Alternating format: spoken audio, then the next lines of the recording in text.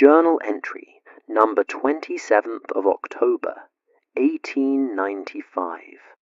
As I sit in my study this evening, the firelight casting dancing shadows across these pages, I find myself compelled to record the strangest railway case Holmes and I ever encountered.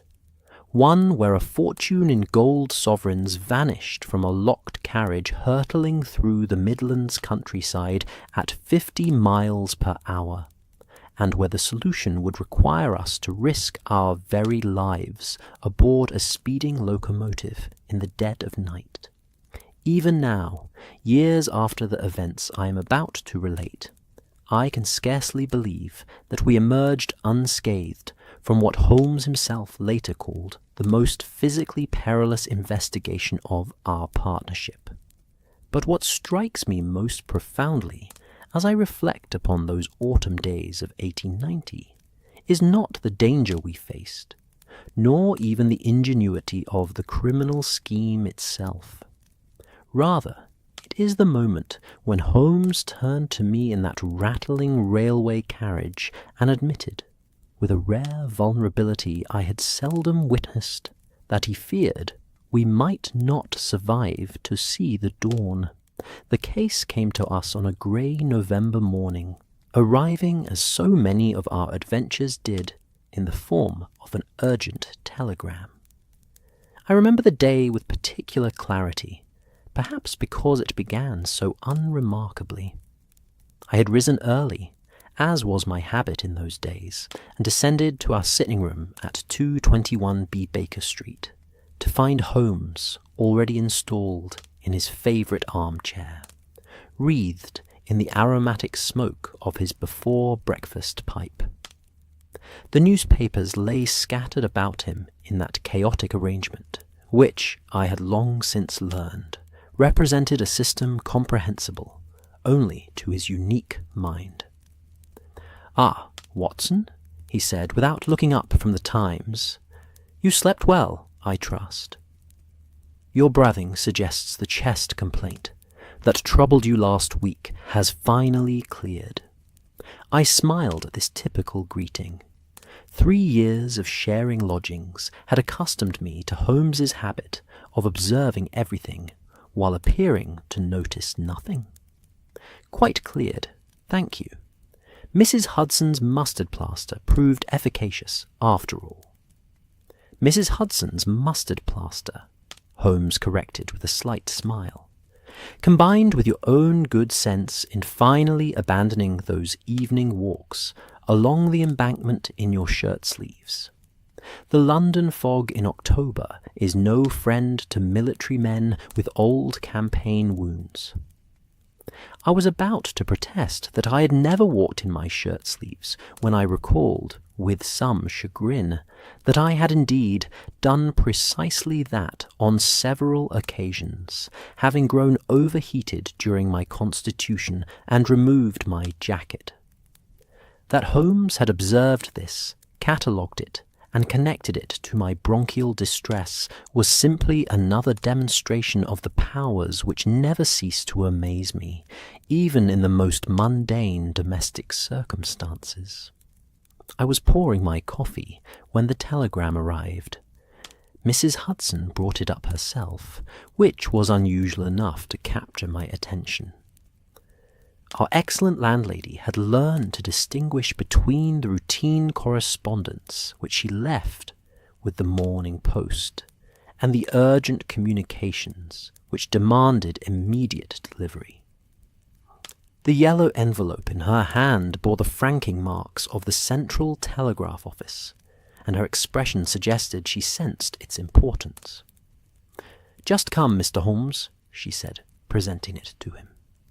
The boy who brought it said there was no reply expected, but he seemed most agitated about its contents.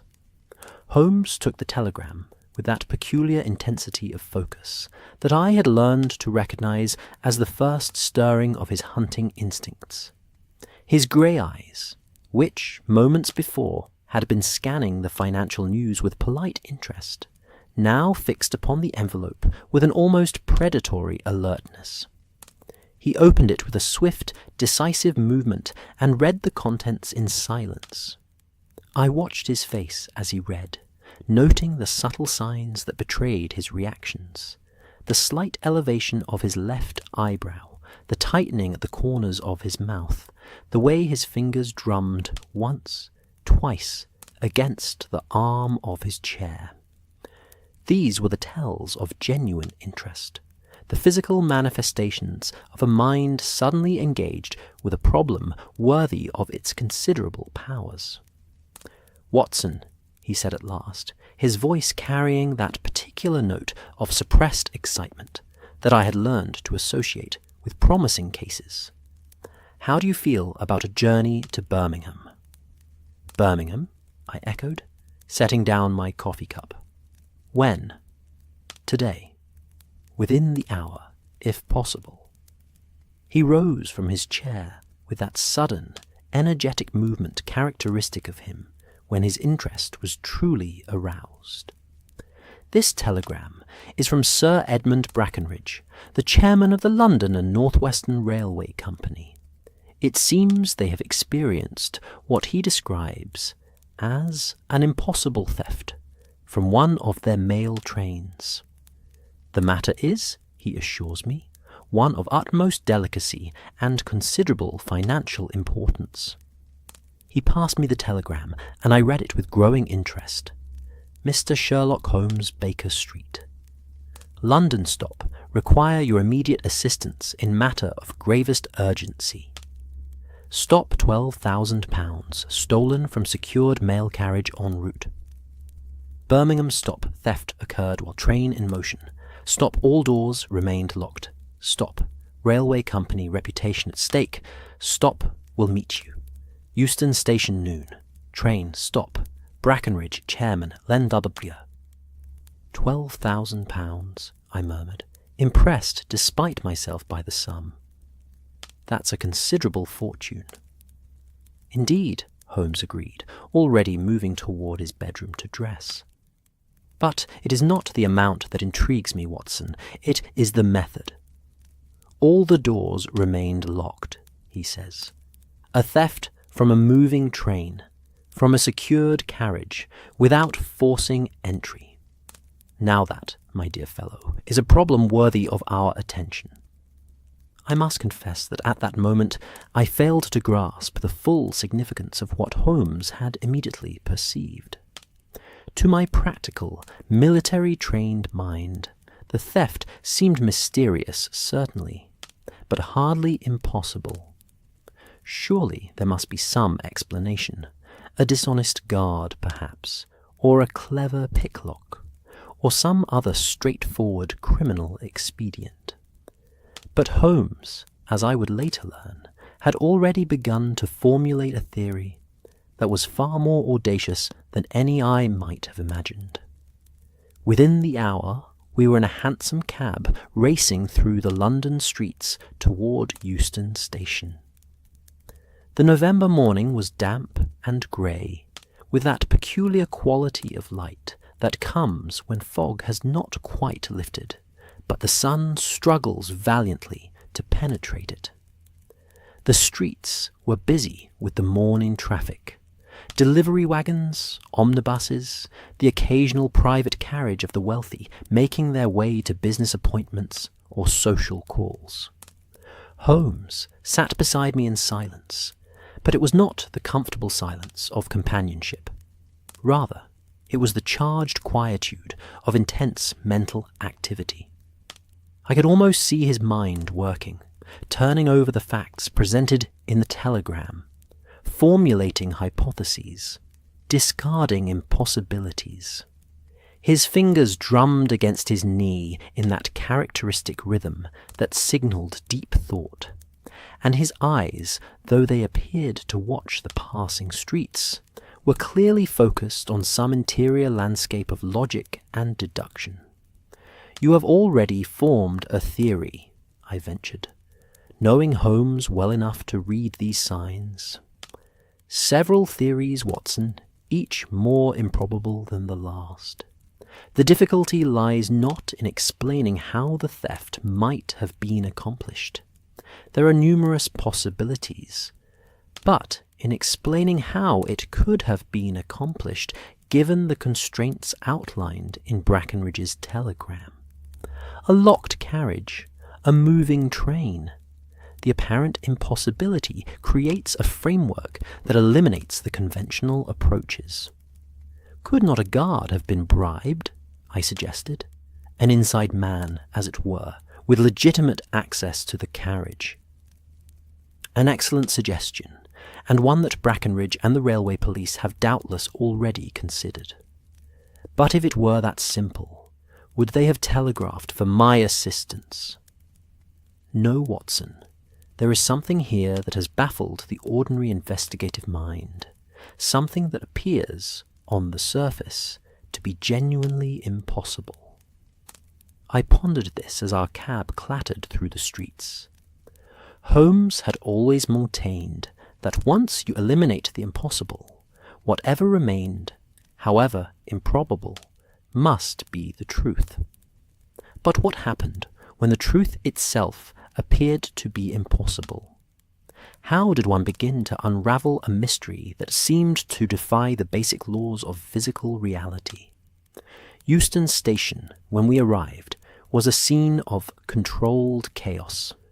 The great terminus, with its magnificent Doric arch and its vast, echoing platforms, was thronged with travellers. The air was thick with the smoke of a dozen locomotives, and the cacophony of whistles, shouted instructions, and general bustle created an almost overwhelming assault upon the senses. I had always found something stirring about railway stations. They represented movement, progress, the shrinking of distances that had once seemed unbridgeable. Here, in this temple of steam and iron, the modern age announced itself with every departing train. We were met on the platform by Sir Edmund Brackenridge himself, a distinguished gentleman of perhaps 60 years, with iron-grey hair and the bearing of a man accustomed to command. He was accompanied by 2 other men, a tall, thin fellow whom he introduced as Mr. Pemberton, the railway company's chief of security, and a younger man, red-faced and anxious, whom I gathered was the conductor of the ill-fated train. "Mr. Holmes, Dr. Watson, thank you for coming so promptly," Brackenridge said, shaking our hands with evident relief. "This matter has caused us considerable distress, I assure you. The reputation of the London and North Western Railway rests upon the security of our mail and freight services. If word were to spread that a payroll shipment could be stolen from one of our trains—" He left the sentence unfinished, but the implication was clear. In an age when railways were still establishing themselves as the primary means of transport and commerce, any suggestion of vulnerability could be commercially disastrous. "Perhaps you could provide us with the details of the theft," Holmes suggested as we boarded the Birmingham train. Brackenridge had reserved an entire first-class compartment for our journey, ensuring our privacy for discussion. As the train pulled out of the station and began its journey northward, Brackenridge related the circumstances of the theft. The story, as he told it, was indeed perplexing. 3 days previously, a routine mail train had departed Euston Station at 6 o'clock in the evening, bound for Birmingham. Among its cargo was a locked chest containing £12,000 in gold sovereigns and banknotes, the quarterly payroll for a large manufacturing concern in the Midlands. The chest had been loaded into a secured mail carriage, which was locked and sealed according to standard railway company procedures. 2 guards were assigned to the carriage, both men of long service and unblemished reputation. The journey to Birmingham normally took approximately 2.5 hours, with stops at several intermediate stations along the route. The protocol is quite specific, Pemberton explained, his voice carrying the precise tones of a man who lived by regulations. The mail carriage is locked before departure. It remains locked throughout the journey. At each stop, the guards verify that the seals are intact and that no unauthorized access has occurred. Only upon arrival at the final destination is the carriage opened and its contents checked and transferred. And on this particular journey, Holmes prompted, the journey proceeded entirely normally until the train's arrival in Birmingham at 8:30. The carriage was opened in the presence of railway officials and representatives of the manufacturing company expecting the payroll. The mailbags were all present and accounted for. But the chest was gone, Mr. Holmes, vanished utterly, as though it had never been loaded. The guards, I asked, my medical training prompting me to consider the human element. Were they injured? Drugged? Could they have been overcome in some way? That was our first thought, Brackenridge admitted, but both men were alert and aware. They reported nothing unusual during the journey. No stops beyond the scheduled stations. No attempts to break into the carriage. No suspicious sounds or movements. And most significantly, when we examined the carriage, all locks and seals were intact. There was no sign of forced entry, no indication that the door had been opened during transit. Holmes sat in silence for a moment, his fingertips pressed together in that characteristic gesture of concentration.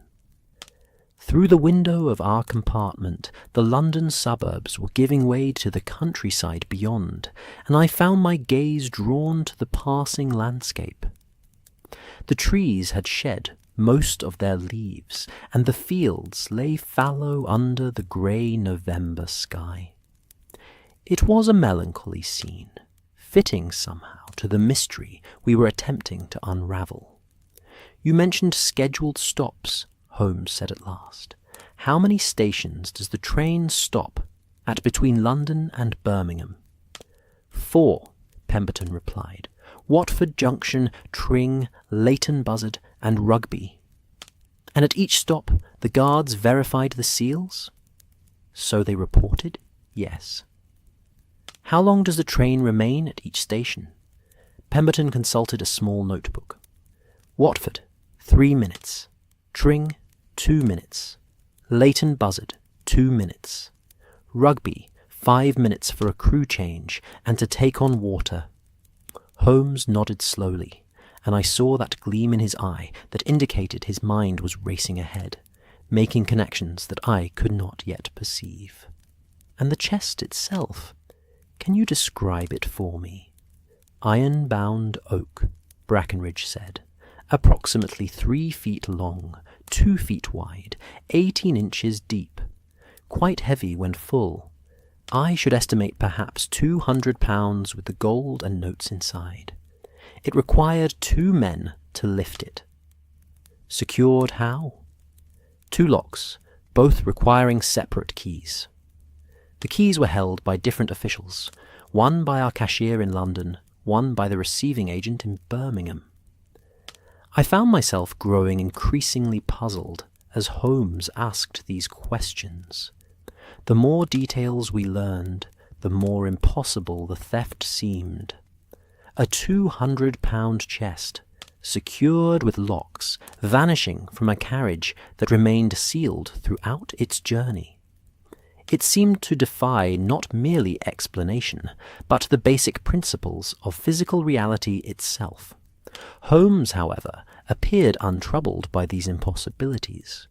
Indeed, if anything, he seemed energized by them. There was a brightness in his expression, a vitality in his manner, that told me he had already begun to see the shape of the solution, even if its details remained obscure. "I would like to examine the carriage itself," he said. "And I would very much like to speak with the guards who were on duty that evening. I presume they are available." "They are being held at the company's offices in Birmingham," Pemberton said, "pending the outcome of the investigation. They have not been formally accused of any wrongdoing, you understand, but given the circumstances." "Quite understandable," Holmes agreed. "And I would also like to see the loading records from Euston Station, the timetables for that evening's journey, and any reports from station masters along the route." Brackenridge nodded eagerly. "All shall be made available to you, Mr. Holmes. The full resources of the London and North Western Railway are at your disposal. We must get to the bottom of this matter before word spreads beyond our immediate circle. Already there are rumours, whispers among the staff. If this becomes public knowledge—" Again, he left the thought unfinished, but I understood his concern. In the competitive world of Victorian commerce, reputation was everything. A railway company that couldn't guarantee the security of valuable shipments would soon find its customers turning to competitors, or worse, reverting to the slower, but perhaps more secure method of road transport. The remainder of our journey passed in relative silence. Holmes spent much of the time staring out the window, though I suspected he was seeing not the passing countryside, but rather some mental reconstruction of the crime. Occasionally he would mutter something under his breath, or ask a seemingly irrelevant question about railway operations or signalling procedures. I had learned long ago not to interrupt these periods of intense concentration. Holmes's mind worked in ways that were uniquely his own, making connections and seeing patterns that remained invisible to ordinary observers. For my part, I found my thoughts turning to the human dimension of the case. Somewhere, whether among the railway staff or in the wider criminal underworld of London or the Midlands, there were individuals who had conceived and executed this audacious theft. What manner of person could devise such a scheme? What combination of knowledge, daring, and criminal ingenuity would be required to steal a fortune from a moving train without leaving any trace of the crime?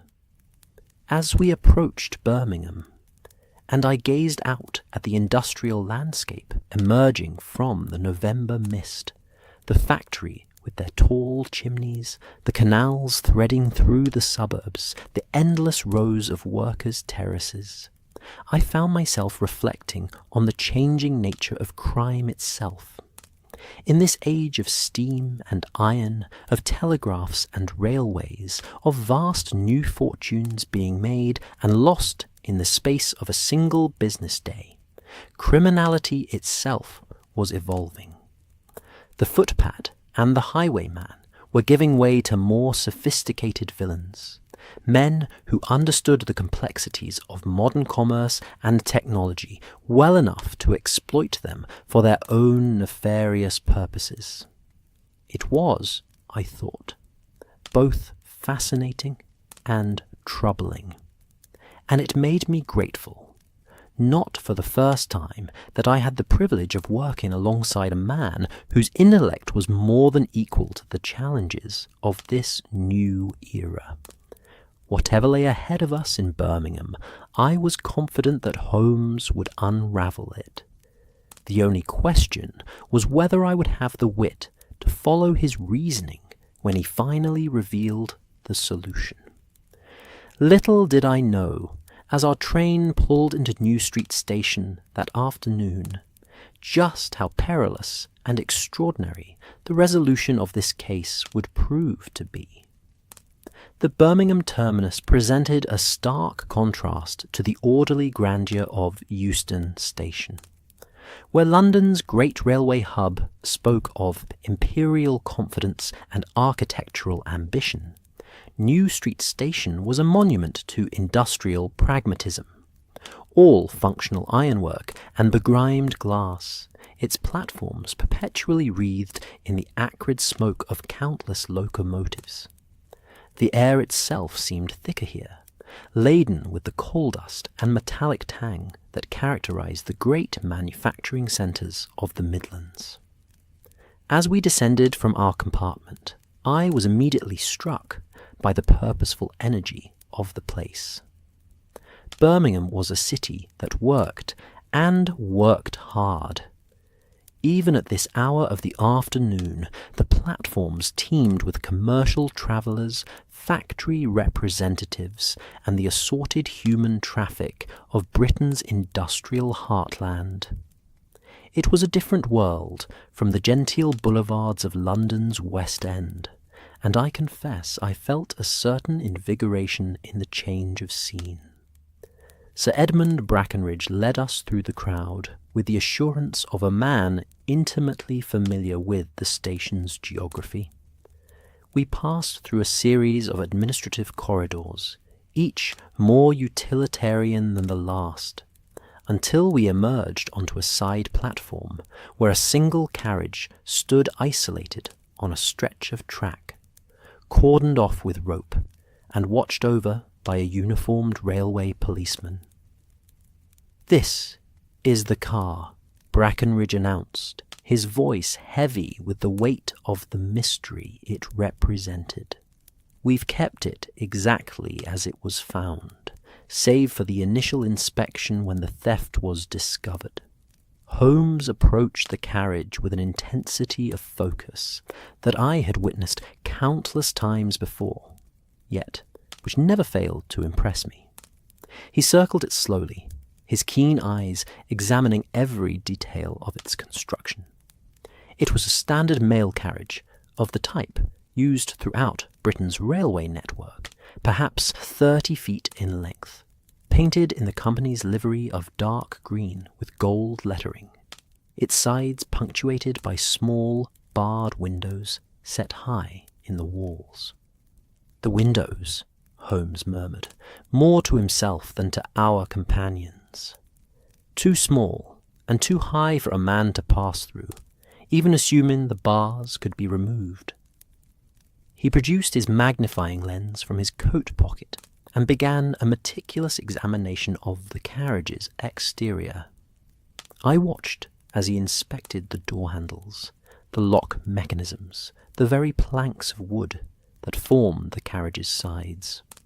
His examination was so thorough, so painstaking, that more than once I found my attention wandering to our companions. Brackenridge stood with his hands clasped behind his back, radiating anxious hope. Pemberton watched with the professional interest of a security man observing a master at work. The young conductor, whose name I had learned was Fletcher, simply looked miserable, his career prospects presumably hanging on the resolution of this mystery. "The seals," Holmes said suddenly, straightening up. "Show me where they were placed." Pemberton stepped forward and indicated several points along the doorframe. "Here, here, and here, Mr. Holmes." Standard wax seals bearing the company's mark. All were intact when the carriage arrived in Birmingham. And the locks themselves. 2 separate mechanisms. Both required keys to open. Both were found locked upon arrival. Holmes produced a small leather case from his pocket, his lock-picking tools, with which I had become familiar during our various adventures. "With your permission, Sir Edmund, I would like to examine the interior." Of course," Brackenridge said hastily, gesturing to Pemberton, who produced a large iron key and proceeded to unlock the carriage door. The interior of the mail carriage was disappointingly ordinary. It was a single long compartment, lined on both sides with racks and bins designed to hold mailbags and parcels. A small desk and stool occupied one corner, presumably for the guards to complete necessary paperwork. The floor was bare wooden planking, worn smooth by years of use. There were no hidden compartments that I could discern, no trapdoors or secret panels, just a straightforward, functional space designed for the efficient transport of the Royal Mail. Holmes stepped inside and I followed, conscious of the confined space and the musty smell of old canvas and paper that pervaded the carriage. The light from the high windows was dim and filtered, casting everything in a grey, melancholy pallor. Where precisely was the chest positioned? Holmes asked. Fletcher, the conductor, pointed to a spot near the centre of the carriage. There, sir. Secured with chains to the floor, rings you can see there. He indicated several iron rings set into the wooden planking. Holmes knelt to examine these rings, his lens once again emerging. He spent several minutes studying them, occasionally running his fingers over the wood around them, testing their strength and security. Then he moved to the walls, tapping them systematically, pressing against panels, examining every joint and seam, with that extraordinary attention to detail that characterized his methods. I must confess that as I watched him work, I felt my earlier confidence beginning to waver. The more thoroughly Holmes examined the carriage, the more impossible the theft seemed. The space was small and contained. There were no hidden exits, no cleverly concealed panels. The windows were far too small for even a child to pass through, let alone a 200-pound chest. The door had been locked and sealed. How, then, could the chest simply have vanished? The guards, Holmes said at last, rising to his feet and brushing dust from his trousers. I must speak with them immediately. We were conducted to the railway company's administrative offices, a grim stone building adjacent to the station. The offices reflected the same utilitarian philosophy as the terminus itself, functional, unadorned, dedicated entirely to the business of moving goods and passengers across the country. We were shown into a windowless conference room where two men sat waiting, their faces drawn with anxiety and lack of sleep. The guards were introduced to us as William Hodges and Thomas Marsh, both veterans of many years' service with the London and North Western Railway.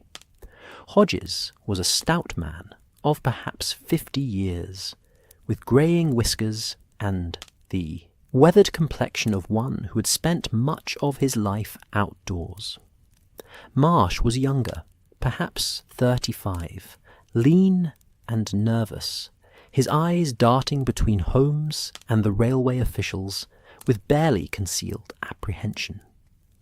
Holmes settled into a chair across from them, his manner suddenly changing from the intense investigator to something more conversational, almost genial. It was a transformation I had witnessed many times, his ability to put people at ease, to encourage them to speak freely. It was, I had come to understand, as much part of his investigative arsenal as his powers of observation and deduction.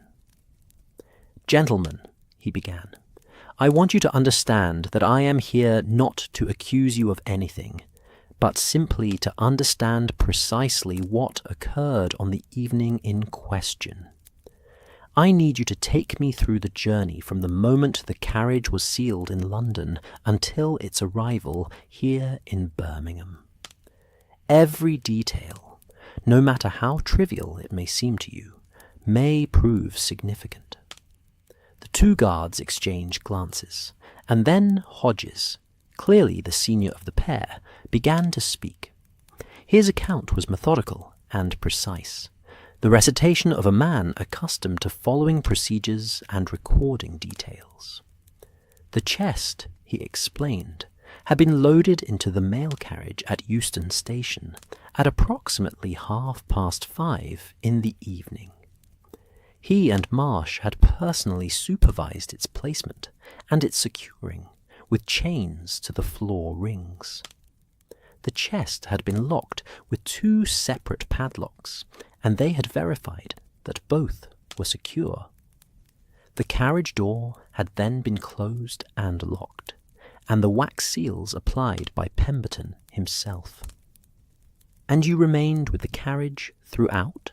Holmes asked. "Not inside it, sir. No," Hodges replied. "We travel in the adjacent guard's van, but we can see the mail carriage through the connecting window, and we check it at every stop to ensure the seals remain intact." "Describe the journey for me. Every stop, every detail you can remember." Hodges closed his eyes, clearly making an effort to recall the evening precisely. "We departed Euston on schedule at 6 o'clock. The run to Watford Junction is approximately 20 minutes. We arrived on time. The train stopped for 3 minutes to take on passengers. Marsh and I both inspected the mail carriage, walked around it, verified the seals, checked the locks. Everything was secure." "Were there many passengers boarding at Watford?" Holmes asked. "A fair number, sir. Perhaps 20 or 30. It was a Wednesday evening, you understand.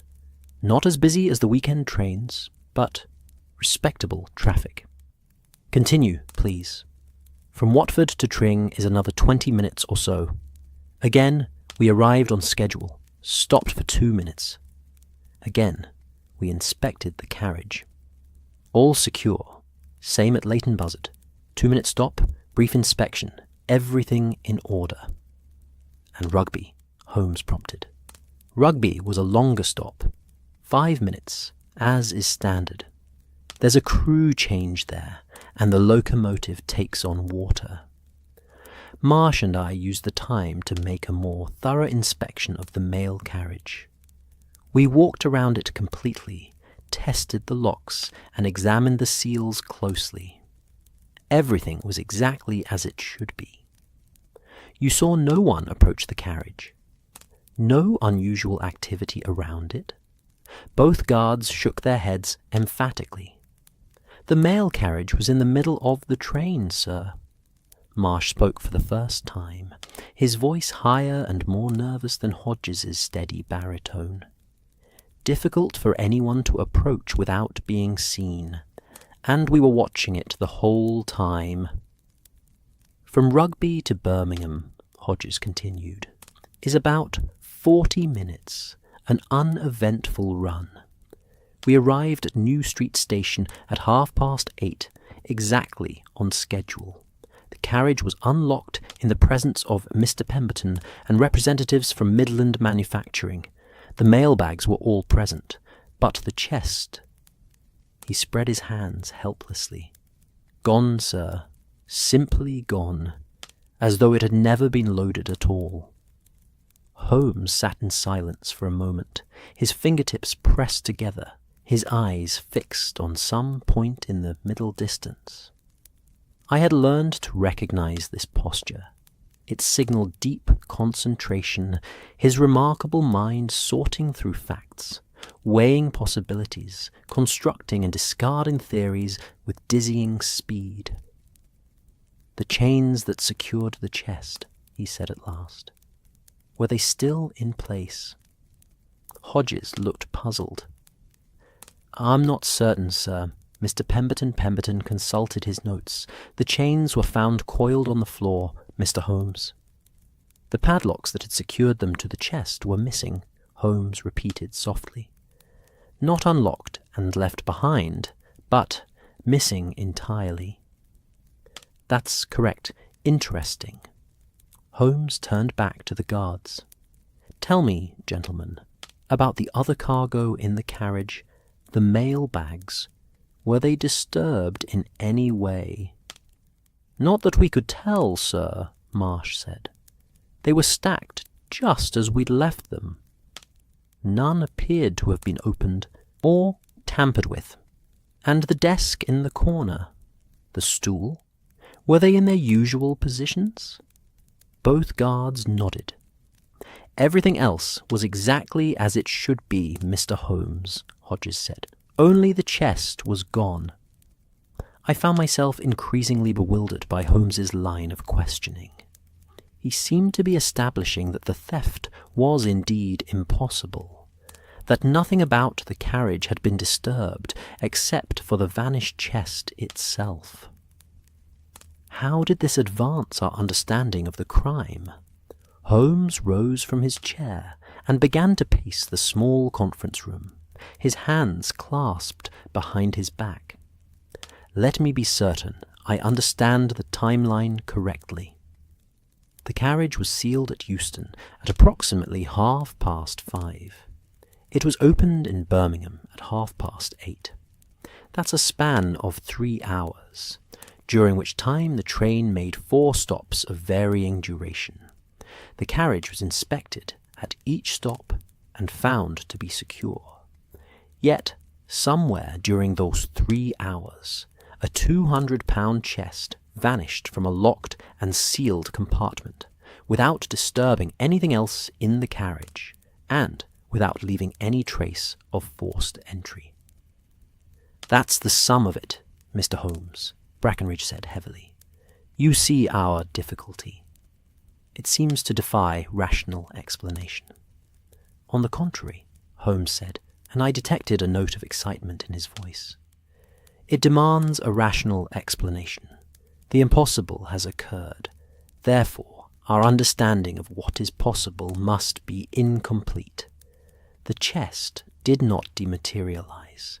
It did not pass through solid walls. It was removed from the carriage by physical means. Our task is simply to determine what those means were. He turned to Pemberton. I would like to see the load-in records from Euston Station. And I require a detailed map of the railway line between London and Birmingham, showing all stations, sidings, and switching points. Of course, Mr. Holmes. I can have those brought to you within the hour.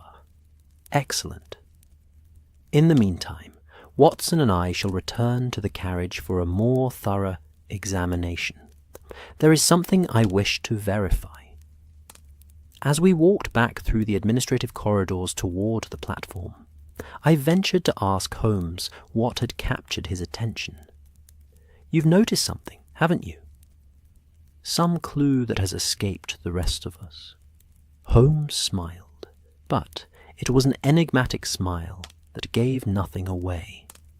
I have observed several things, Watson, which taken individually mean little, but which together begin to suggest a pattern. The missing padlocks, for instance. Why would thieves who managed to remove a chest from a locked carriage bother to take the padlocks with them? And why were the chains left behind, neatly coiled on the floor? Perhaps they needed the padlocks to secure the chest once they had stolen it, I suggested. Perhaps. But there is another possibility, one that would explain not only the padlocks, but also the fundamental mystery of how the theft was accomplished. I am not yet ready to voice it, however. I must first examine the railway timetables and maps. The answer, I am convinced, lies not in the carriage itself, but in the journey. We reached the isolated platform, where the mail carriage still stood under guard. The afternoon was drawing toward evening now, and the weak November sun was sinking behind the industrial haze that perpetually hung over Birmingham. The platform was shadowy and cold, and I found myself pulling my coat more tightly around me. Holmes climbed back into the carriage, and this time his examination took a different form. Instead of inspecting the walls and floor, he positioned himself in the center of the compartment and stood perfectly still, His eyes closed, as though attempting to visualize something. "Watson," he said at last, "if you were to design a method of removing a heavy object from this carriage while it was in motion, what would be your approach?" I considered the question carefully, my military training prompting me to think in terms of tactics and logistics. "Well," I said slowly, "I suppose one would need to stop the train, or at least slow it considerably. Then one would need to break into the carriage, remove the object, and depart before the train resumed speed, or before the guards noticed anything amiss." A sound analysis, but it assumes that the carriage remained part of the train throughout the journey.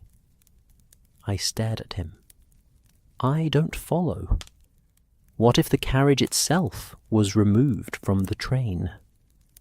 What if, at some point during the journey, this entire compartment was detached from the rest of the train, the chest removed at leisure, and then the carriage reattached before anyone noticed it had been gone? The idea was so audacious, so utterly unexpected, that I could only gape at him. But surely someone would have noticed. The guards, the other passengers, the station staff. Would they?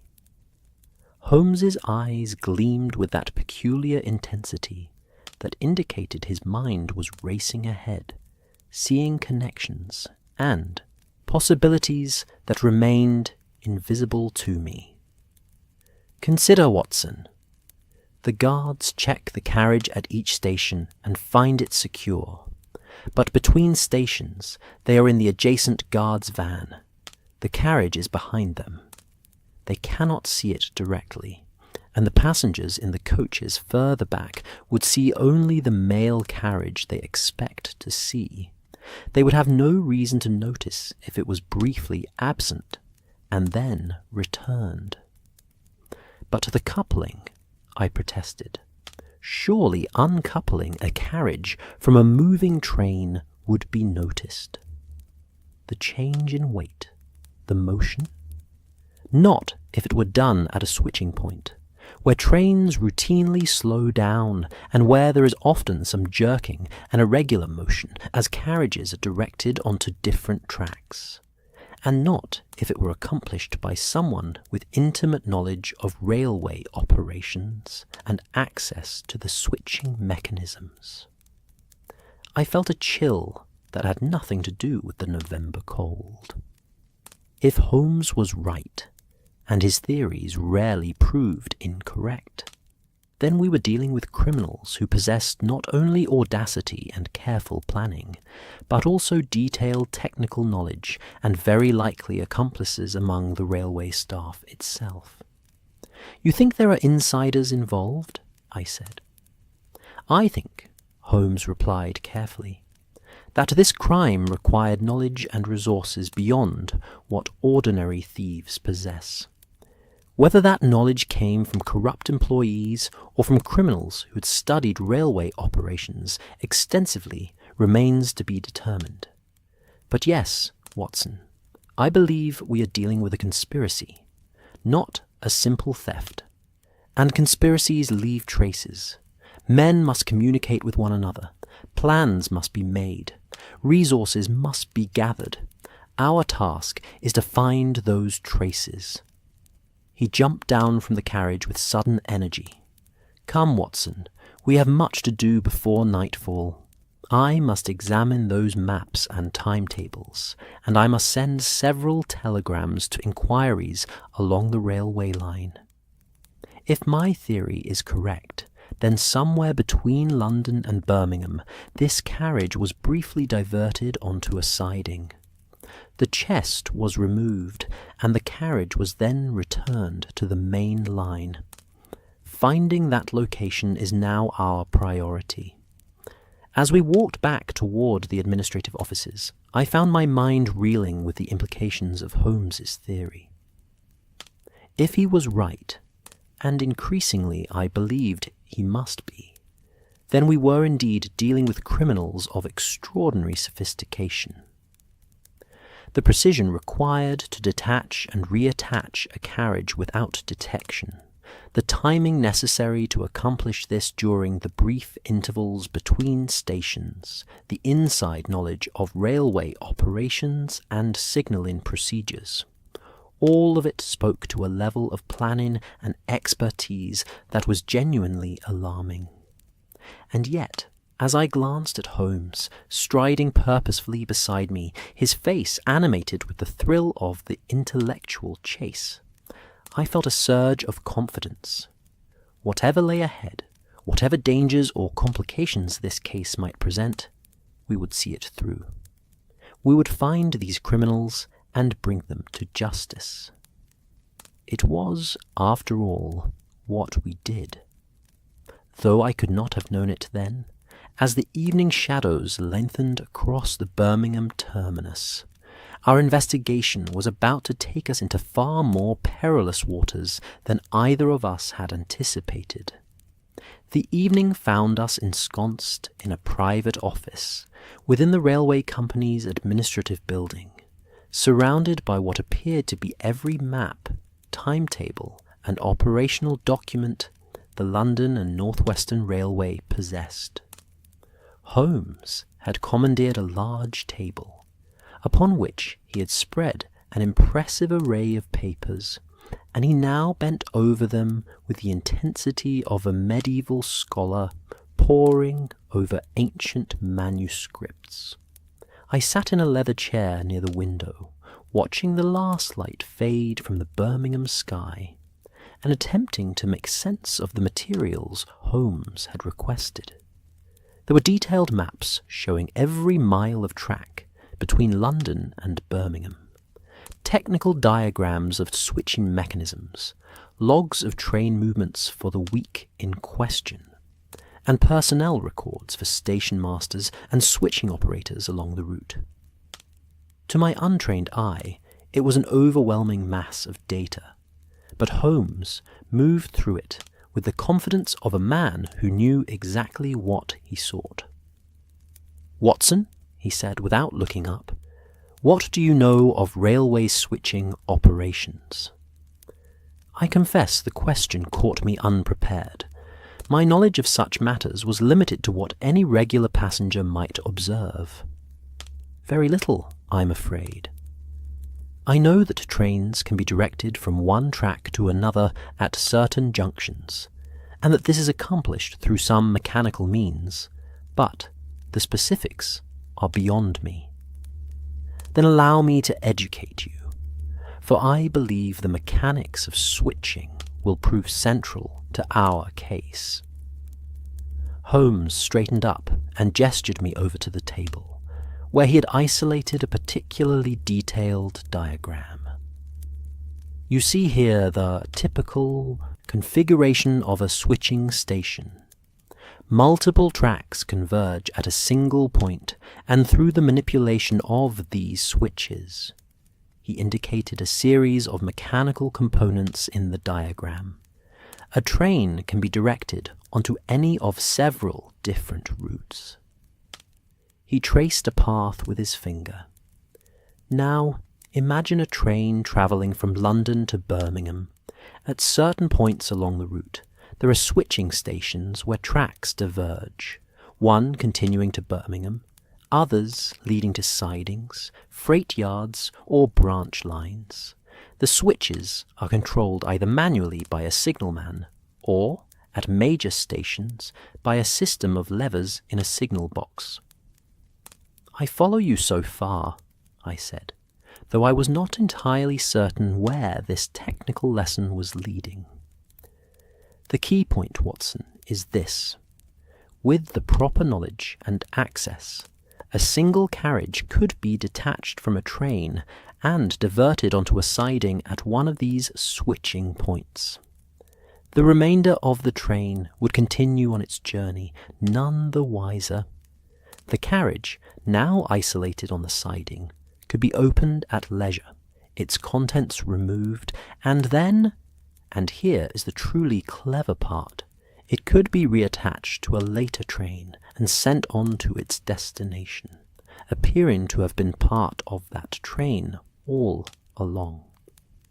The audacity of the scheme took my breath away.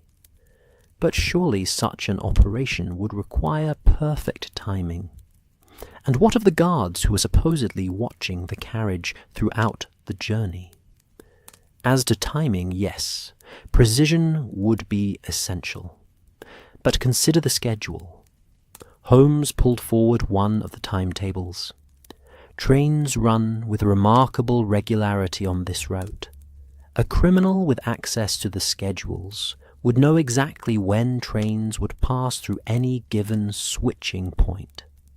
As for the guards, remember that they inspect the carriage at stations, but cannot observe it directly while the train is in motion. If the detachment and reattachment occurred between stations, in areas where the train naturally slows for switching points, the guards might well notice nothing amiss. I studied the map with renewed interest, seeing it now not as a simple representation of railway geography, but as a potential diagram of criminal opportunity. How many switching points are there between London and Birmingham? That, Holmes said with evident satisfaction, is precisely what I have been determining. By my count, there are 17 points where the technical capability exists to detach and reroute a carriage. However, we can eliminate most of these immediately based on practical considerations. He began marking the map with a pencil, explaining as he worked. Points too close to London or Birmingham are unsuitable. Too much traffic. Too many witnesses. Points within towns or heavily populated areas present similar difficulties. What our criminals would require is a relatively isolated switching station, preferably one with a siding where a carriage could be hidden from casual observation, and one where the regular traffic is light enough that an irregular operation might go unnoticed. As Holmes spoke, I found myself marvelling once again at the systematic rigour of his methods. Where I saw only confusion and impossibility, he saw patterns and opportunities. He was reducing a seemingly insoluble mystery to a manageable set of possibilities through nothing more than logic and careful analysis. By these criteria, Holmes continued, I can narrow our focus to 4 switching points. He circled them on the map. 2 between Watford and Tring, 1 between Tring and Leighton Buzzard, and 1 just north of Rugby. Tomorrow, Watson, we shall visit each of these locations and examine them for evidence of our theory. You believe we'll find physical traces after 3 days? I believe that an operation of the magnitude we're contemplating would leave marks that a careful observer might detect. Unusual wear on the switching mechanisms, perhaps. Disturbances in the gravel beside the sidings. Signs that a heavy object was loaded or unloaded. And more importantly, we may find witnesses. Locals who noticed unusual activity. Railway workers who saw something but didn't understand its significance. Sir Edmund Brackenridge entered the office at that moment, looking considerably more haggard than he had that morning.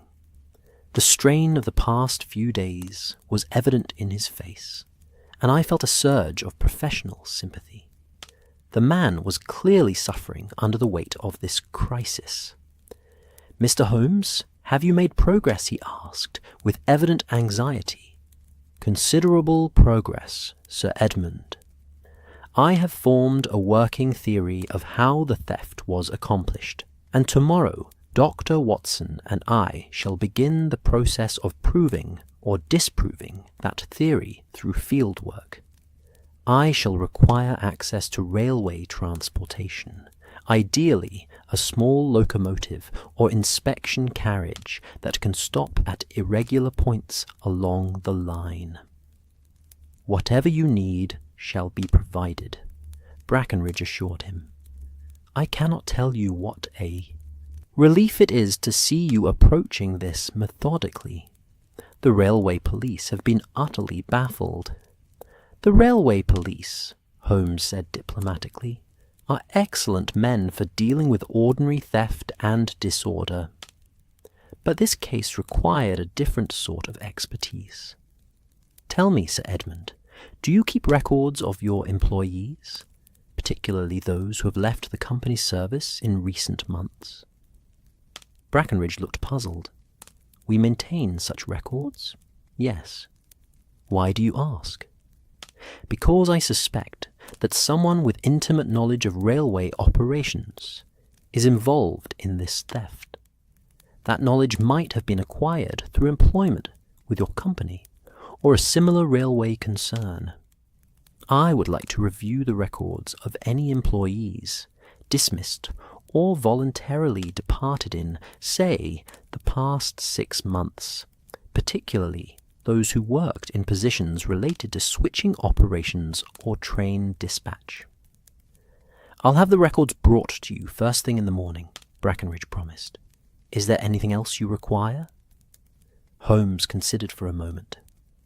"Yes, I would like to send telegrams to the station masters at each of the 4 switching points I have identified. They should be alerted to expect our visit tomorrow and asked to gather their staff who were on duty 3 nights ago. I shall want to question them. Consider it done, Mr. Holmes." After Brackenridge departed to make these arrangements, I turned to Holmes with a question that had been troubling me. "You spoke of proving or disproving your theory. But what if you're wrong?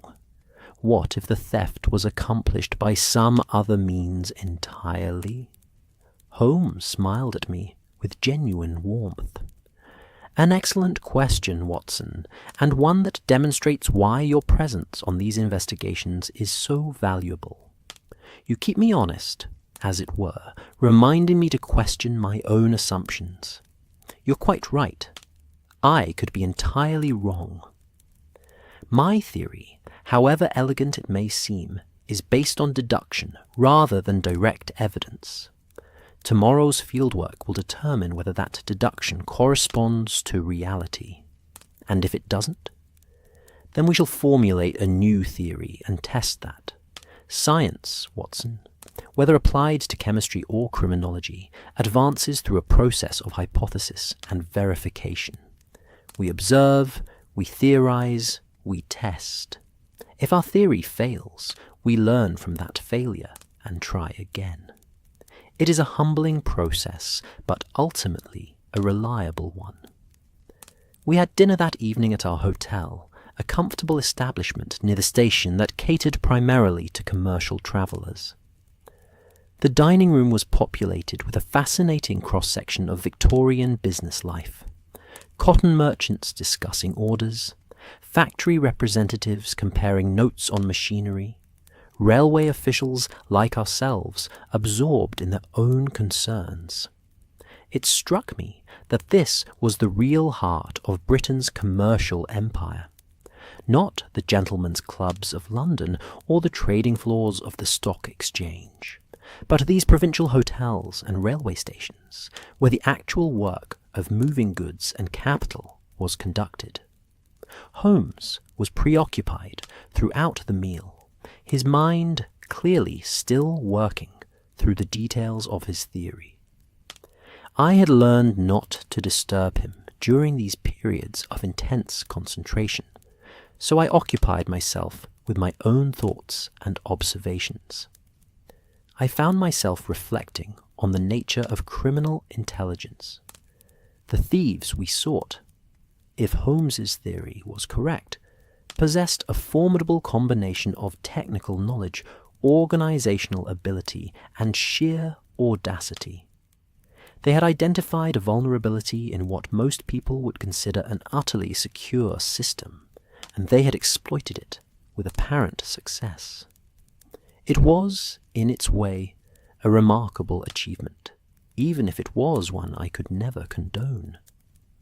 But Holmes had found them, or at least had found the method they employed, and in finding the method, he had begun the process of finding the men themselves. It was a testament to the power of systematic reasoning, of patient observation and logical deduction. The criminal mind, however clever, ultimately operated according to patterns that could be discerned and understood by a mind of equal or greater capacity. After dinner, we retired to Holmes's room, where he had arranged to have the various documents and maps brought from the railway offices.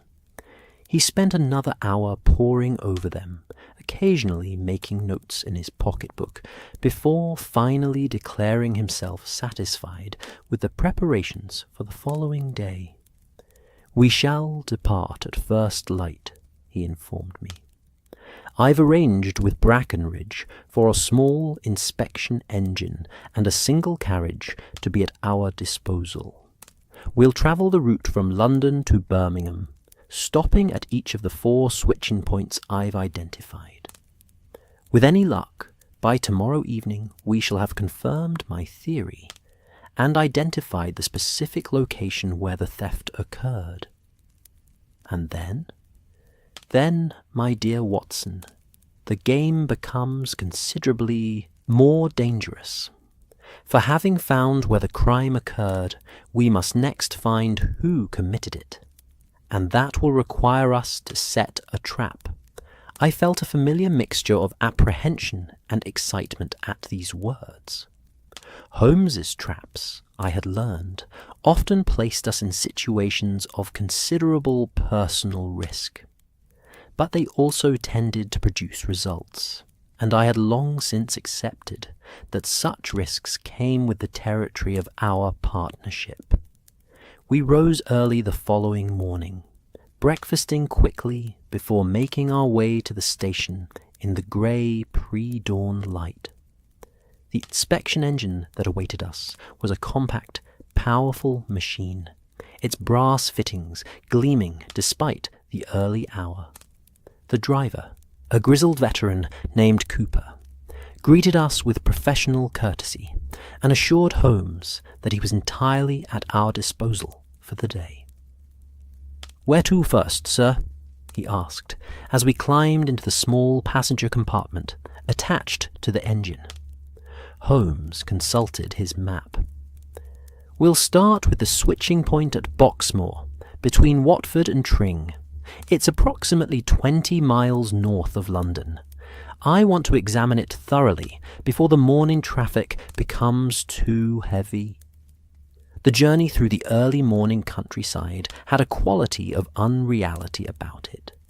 The fields were shrouded in mist, and the rising sun cast everything in shades of gold and amber. We passed through sleeping villages and past farmhouses just beginning to show signs of life. It was a peaceful, pastoral scene that seemed entirely at odds with our mission to uncover a sophisticated criminal conspiracy. We reached Boxmoor shortly after 7 o'clock. The switching station was exactly as Holmes had predicted, a relatively isolated point, where a secondary line diverged from the main track, with a small signal box and a single siding capable of holding several carriages. The station itself consisted of little more than a small platform and a waiting room, currently deserted at this early hour. Holmes descended from our carriage with evident purpose and immediately began a thorough examination of the switching mechanism. I watched as he studied the metal points where the tracks diverged, ran his hands along the rails themselves, and examined the gravel bed surrounding the tracks.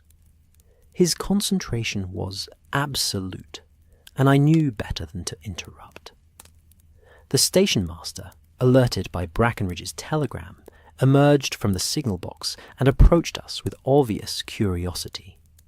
He was a small, neat man named Perkins, with the precise manner of someone who took his responsibilities seriously. "Mr. Holmes, I received word you'd be visiting. How can I assist you?" "You were on duty 3 nights ago, when the evening mail train passed through?" Holmes asked, without preamble. "I was, sir. Yes. 6:15 trains from London to Birmingham." "Did you notice anything unusual about that train? Any irregular operations, unexpected delays, unusual activity around the carriages?" Perkins considered carefully. "Nothing, sir. It passed through right on schedule. No stops here.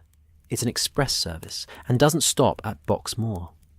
Just slowed for the switching point, as is normal, and continued on."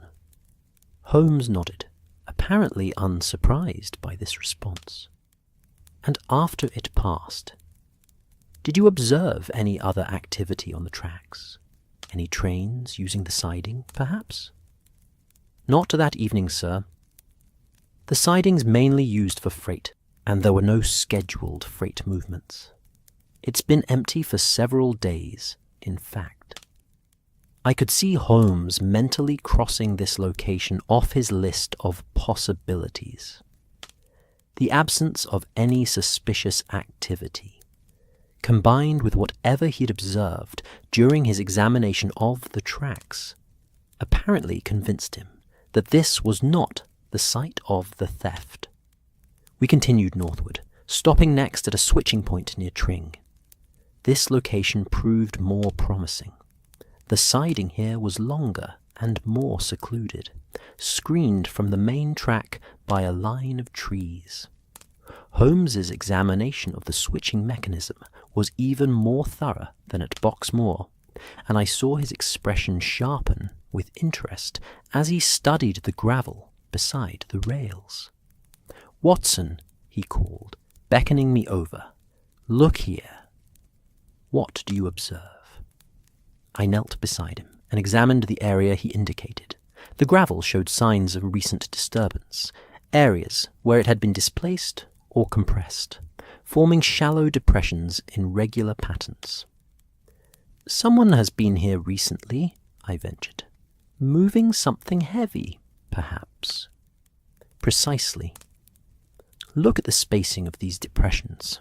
They correspond to the wheels of a railway carriage. And see here," he indicated a section of rail, "fresh scoring on the metal, consistent with the coupling and uncoupling of carriages. This switching mechanism has been operated recently, and more than once, I should say."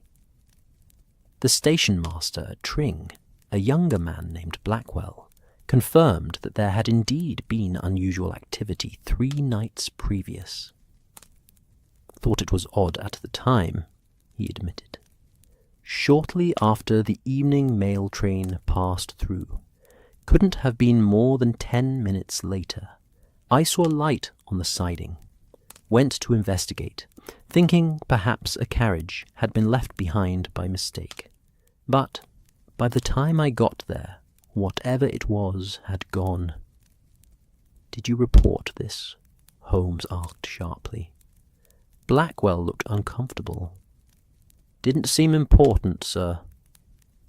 I thought perhaps I'd been mistaken about seeing the light, and there was nothing on the siding when I checked, so I assumed it had been a trick of the shadows, or some such. Holmes questioned him for several more minutes, extracting every detail the man could recall about that evening. Had he heard any unusual sounds? Had he seen any people near the tracks?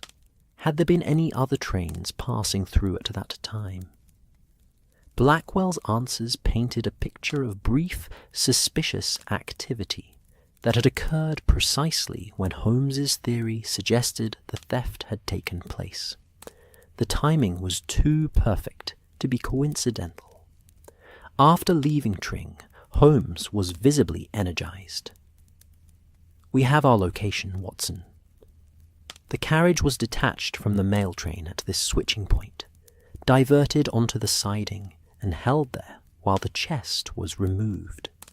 It was then reattached to a later train, probably a slower goods train that would have passed through perhaps 20 or 30 minutes after the mail train.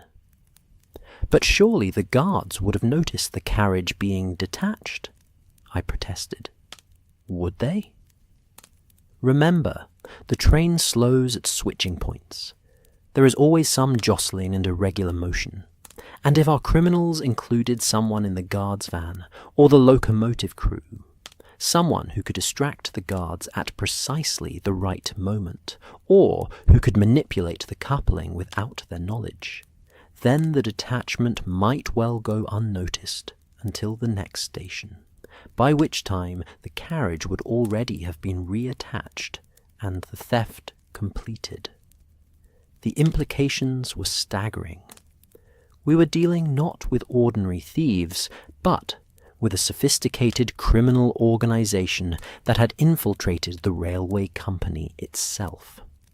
The planning, the coordination, the technical expertise, all of it spoke to a level of criminal enterprise that was genuinely alarming. We spent the remainder of the day investigating the area around Tring, questioning local residents and examining the approach roads to the siding. Holmes's energy seemed inexhaustible, and his questioning was relentless.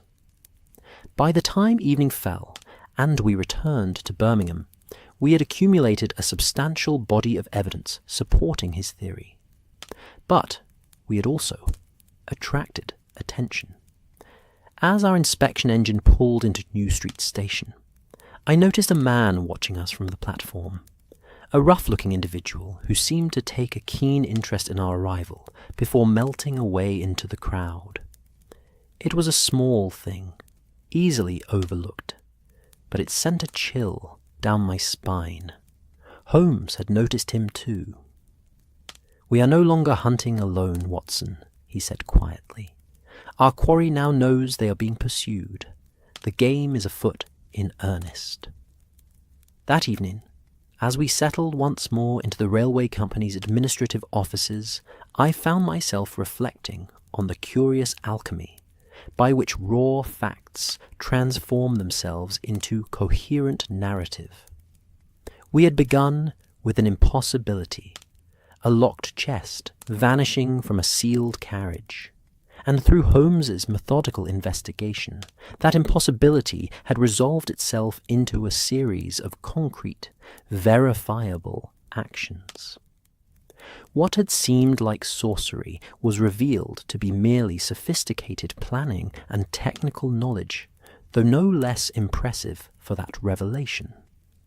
Holmes had requisitioned a large blackboard, upon which he now began to construct what he called his chronology of crime.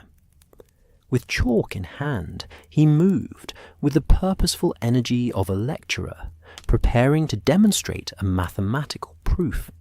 And indeed, there was something mathematical about his approach, a systematic reduction of mystery to its component elements.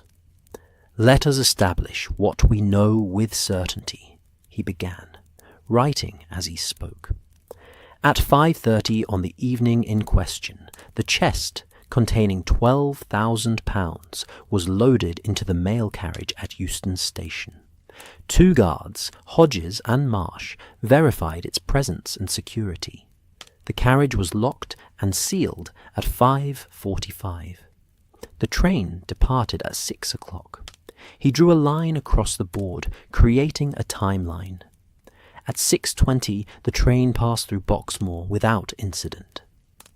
At 6:40, it reached Tring, where our investigation this morning revealed evidence of recent switching operations, and where Station Master Blackwell observed suspicious activity on the night in question. The mail carriage would have been detached at this point. I leaned forward in my chair, following his reasoning. But Holmes, the guards inspected the carriage at Tring Station itself, did they not? How could it have been absent if they found it secure? Watson, and one that initially troubled me as well. But consider the geography. He sketched a rough map on the board. Tring Station is here, on the main line.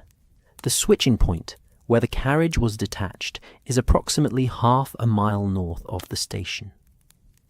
The mail train would have passed through the station first, where the guards conducted their inspection and found everything in order.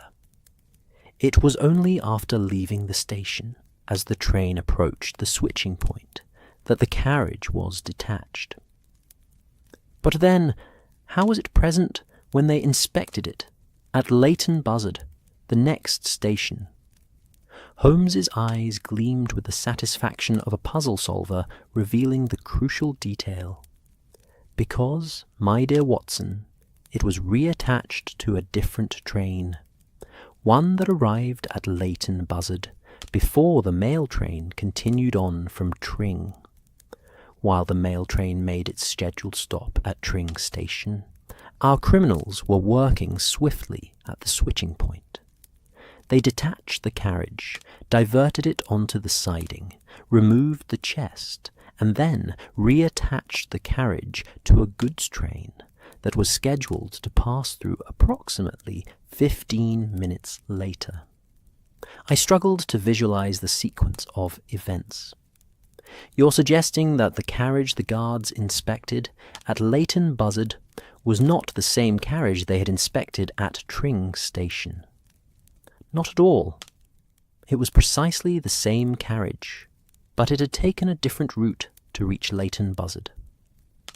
While the mail train travelled directly from Tring to Leighton Buzzard, a journey of perhaps 12 minutes, our missing carriage took a more circuitous path. It was detached, held on the siding for approximately 10 minutes while the chest was removed, then reattached to a slower goods train. This goods train, carrying the now empty mail carriage, arrived at Leighton Buzzard just minutes before the mail train's scheduled departure. And in the confusion of the busy station, the carriage was switched back onto the mail train. The audacity of the scheme was breathtaking. But surely such an operation would require accomplices at multiple points along the line. Someone to operate the switches, someone on the goods train to facilitate the reattachment, perhaps someone at Leighton Buzzard Station itself. At minimum, yes, this was no opportunistic theft, Watson.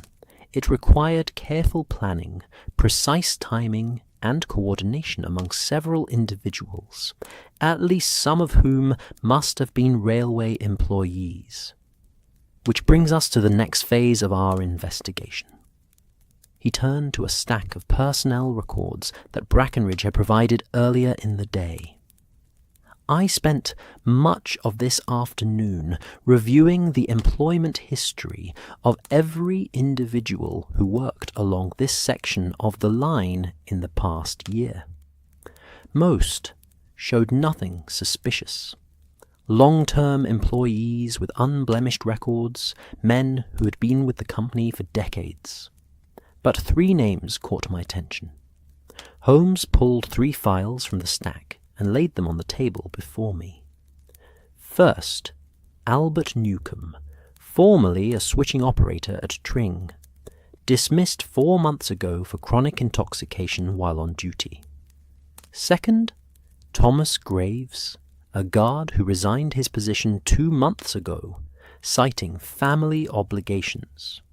And third, James Hartley, a locomotive engineer who left the company's service 5 weeks ago after a dispute over wages. I examined the files with interest. You suspect these men? I suspect that 3 experienced railway employees, leaving their positions within months of each other, all from the same section of the line where this sophisticated railway theft occurred, represents a pattern worth investigating. Of particular interest is Newcomb, a switching operator who would have had intimate knowledge of the mechanisms and procedures we believe were exploited in this crime. Have they been located? Brackenbridge has men making inquiries as we speak, but I suspect we shall need to be more active in our pursuit. These men, if they are indeed our criminals, will not be sitting idly in their lodgings awaiting our questions. They will have gone to ground, or more likely, they will be preparing to dispose of their ill-gotten gains. Holmes began pacing the room, his hands clasped behind his back in that characteristic posture of deep thought. Consider the practical difficulties our criminals now face, Watson. They have successfully stolen £12,000 in gold and currency, but that treasure is of no use to them unless they can convert it into usable wealth. The gold sovereigns must be spent or exchanged, the banknotes deposited or cashed. Both activities leave traces. Surely they anticipated this difficulty? Undoubtedly, which suggests they have planned for the disposal of the funds as carefully as they planned the theft itself. Banks keep records of large deposits. Merchants remember customers who pay with unusual amounts of gold. The notes themselves can be traced through their serial numbers. Our criminals must either find ways to slowly and carefully introduce this wealth into circulation, or they must have made arrangements with receivers of stolen goods who can handle such quantities. He stopped his pacing and fixed me with an intense gaze. Watson, what would you do if you had just stolen £12,000 in traceable currency and gold? I considered the question carefully, trying to think as a criminal might. I suppose I would want to leave the country, travel somewhere the British authorities could not easily follow. Perhaps the continent, or even further afield. Excellent. And how would one transport such wealth? £12,000 in gold would weigh. He performed a quick mental calculation. Approximately £300, not easily carried by a single individual, and attempting to board a ship or train with such a conspicuous amount of luggage would certainly attract attention. Then they must plan to convert it here in Britain before fleeing. Or they have arranged for it to be transported by someone whose luggage wouldn't be questioned. Someone whose profession provides a legitimate reason to carry substantial cargo, a merchant perhaps, or a shipping agent. At that moment, Inspector Lestrade arrived, having travelled up from London at Holmes's request. The Scotland Yard detective looked tired and somewhat irritated, as he often did when summoned to assist with Holmes's investigations. Our relationship with Lestrade was complex. He resented Holmes's superior abilities and the attention they garnered, yet he was professional enough to recognize when those abilities were needed. "Mr. Holmes, Dr. Watson," he greeted us with a curt nod. "I've come as you requested, though I confess I don't see why a railway theft requires the attention of Scotland Yard. Surely this is a matter for the railway police." It was a matter for the railway police, Lestrade, until my investigation revealed that we are dealing with a criminal conspiracy involving multiple individuals, and likely extending beyond the railway system itself. I believe you will find that several of the individuals involved have prior criminal records that fall within your jurisdiction.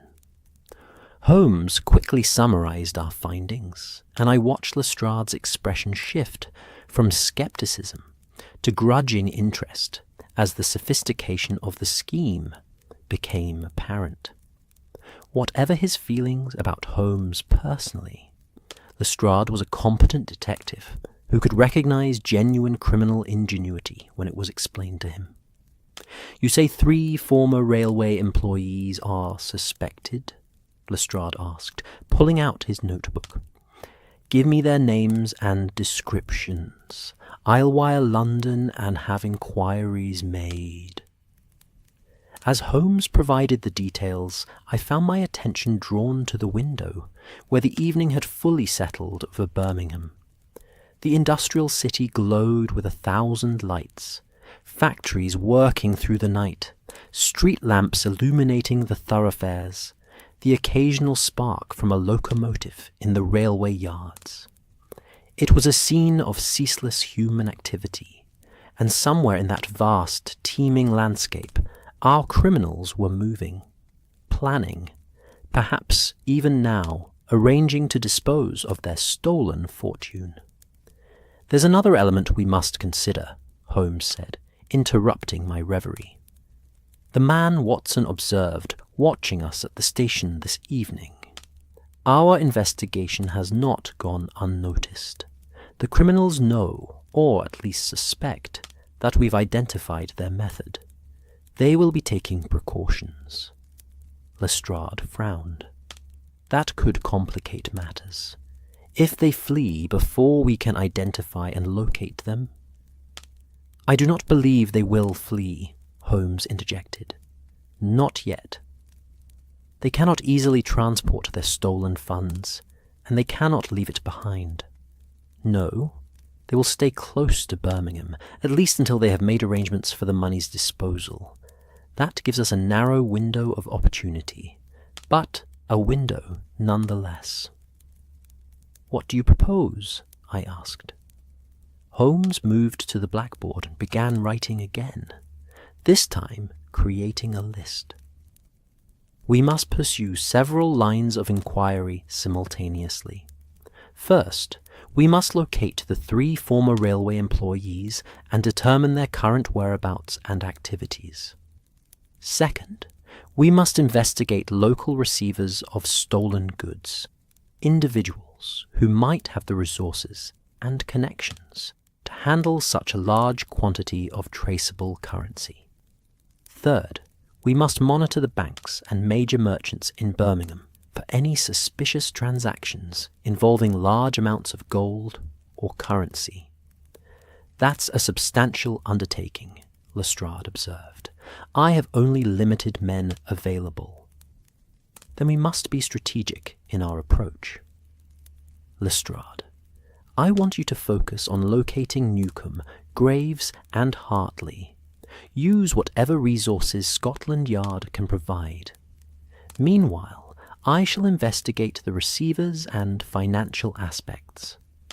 Watson, I shall need you to assist with surveillance and inquiries. With the division of labour established, we spent the next hour planning our approach in detail. Holmes's methodical nature revealed itself in the care with which he organised our investigation. Nothing was left to chance or improvisation. Each step was planned, each contingency considered. It was this systematic thoroughness, I had learned, that separated Holmes from ordinary detectives. He did not simply react to events.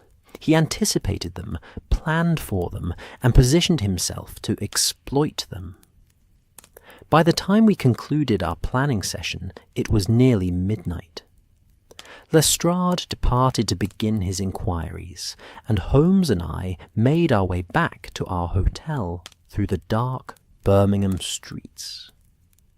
The city at night had a different character than during the day, quieter, more mysterious, with pools of lamplight separated by stretches of deep shadow.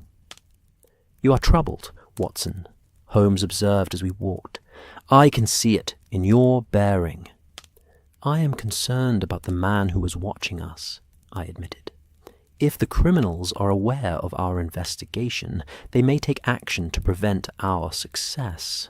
We could be in danger." "We are certainly in danger," Holmes agreed with surprising equanimity. "That is the nature of our work. But consider, my friend, if our criminals are worried enough to watch us, it means they fear we are close to exposing them. That fear will make them careless, and carelessness will provide the opening we need. Or it will make them desperate, I countered. Desperate men are dangerous men. True enough, which is why you should keep your service revolver close at hand for the remainder of this case. I have no intention of underestimating these criminals, Watson. They have demonstrated considerable ingenuity and organizational ability. But they have also made mistakes. The switching operation at Tring left physical traces, and the recruitment of former railway employees has created a pattern we can investigate. They are not infallible, and we shall prove it. We reached our hotel and ascended to our rooms. Before we parted for the night, Holmes placed a hand on my shoulder, a rare gesture of physical affection from a man not given to such demonstrations. I am glad you are with me on this case, Watson.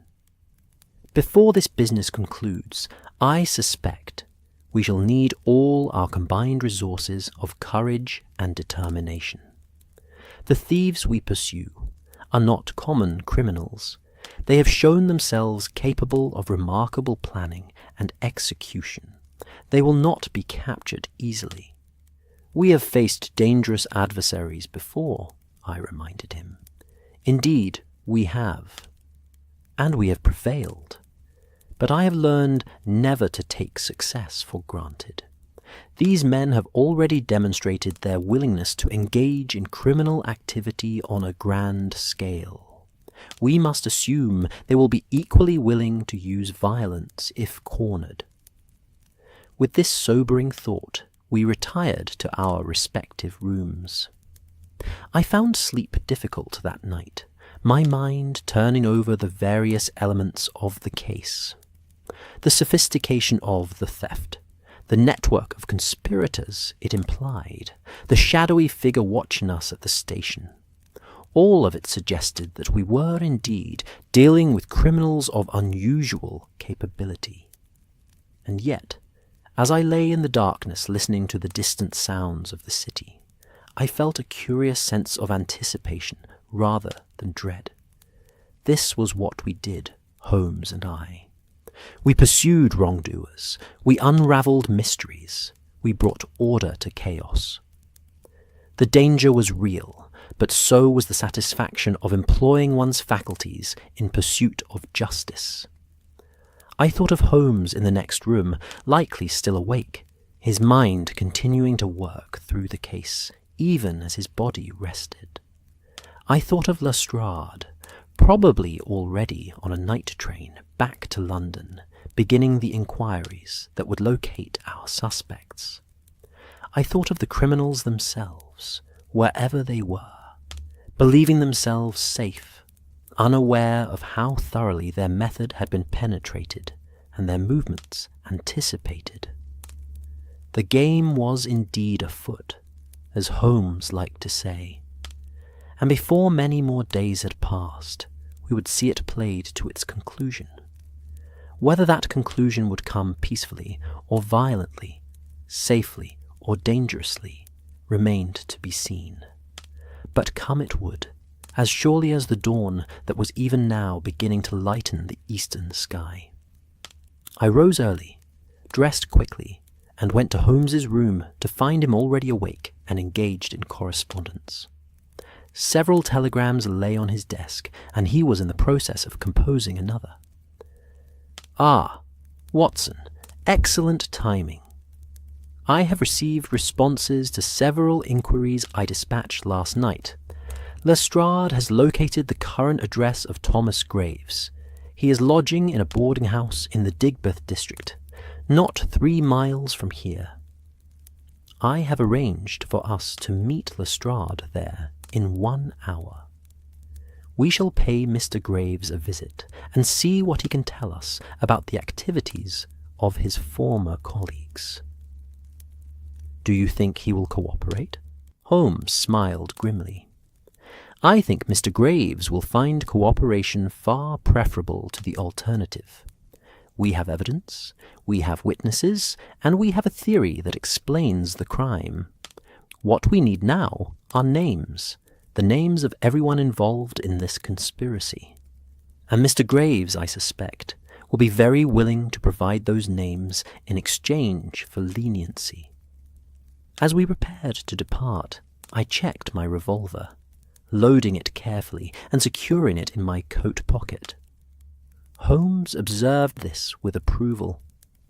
"Quite right, Watson. We are moving from the investigative phase of this case to the confrontational phase. From here forward, we must be prepared for anything."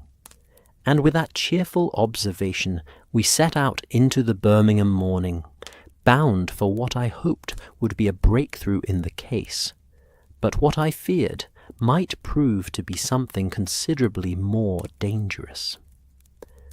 The Digbeth district of Birmingham presented a stark contrast to the commercial prosperity of the city centre. Here, in the warren of narrow streets and cramped tenements that housed the workers who fueled the industrial engine of the Midlands, poverty and hardship were written in every crumbling brick and soot-stained window. The morning air was thick with coal smoke, and the constant rhythm of factory machinery created a dull, throbbing background noise that seemed to echo the heartbeat of the struggling district itself. Lestrade met us at the corner of a particularly dismal street, his plain-clothes constable standing watchfully nearby. The Scotland Yard inspector looked as though he had not slept, and I suspected he had spent much of the night tracking down the information that had led him to this address. "The boarding house is number 17, he informed us quietly, gesturing to a narrow 3-story building with peeling paint and grimy windows. "The landlady confirms that a Thomas Graves has been lodging there for the past 6 weeks. Paid his rent promptly in cash, she says, and keeps to himself. Hasn't been seen since yesterday evening." "Yesterday evening," Holmes repeated thoughtfully. "After our investigation at Tring would have become known to anyone watching for signs of official interest. Interesting timing, Lestrade. You think he's bolted? I think we shall soon discover." Holmes approached the boarding house with his characteristic confidence, and we followed. The landlady who answered our knock was a pinched, suspicious woman of middle years, who regarded us with the wariness of one accustomed to unwelcome visits from authorities. "Mrs. Brennan?" Holmes inquired with surprising gentleness. "We are making inquiries about one of your lodgers, Mr. Thomas Graves." "I understand he's not been seen since yesterday evening." "What's he done?" she asked sharply. "I run a respectable house, I do. I'll not have criminals under my roof." "We simply wish to ask him some questions," Lestrade interjected, showing his credentials. "Scotland Yard, madam. Would you be so good as to show us to his room?" The woman hesitated, clearly weighing the competing demands of loyalty to her lodger and cooperation with the law. The law won, as it generally did in such circumstances, and she produced a key from the chatelaine at her waist. "Top floor, last door on the right," she said. "But if there's damage, I'll expect compensation. I've got standards to maintain."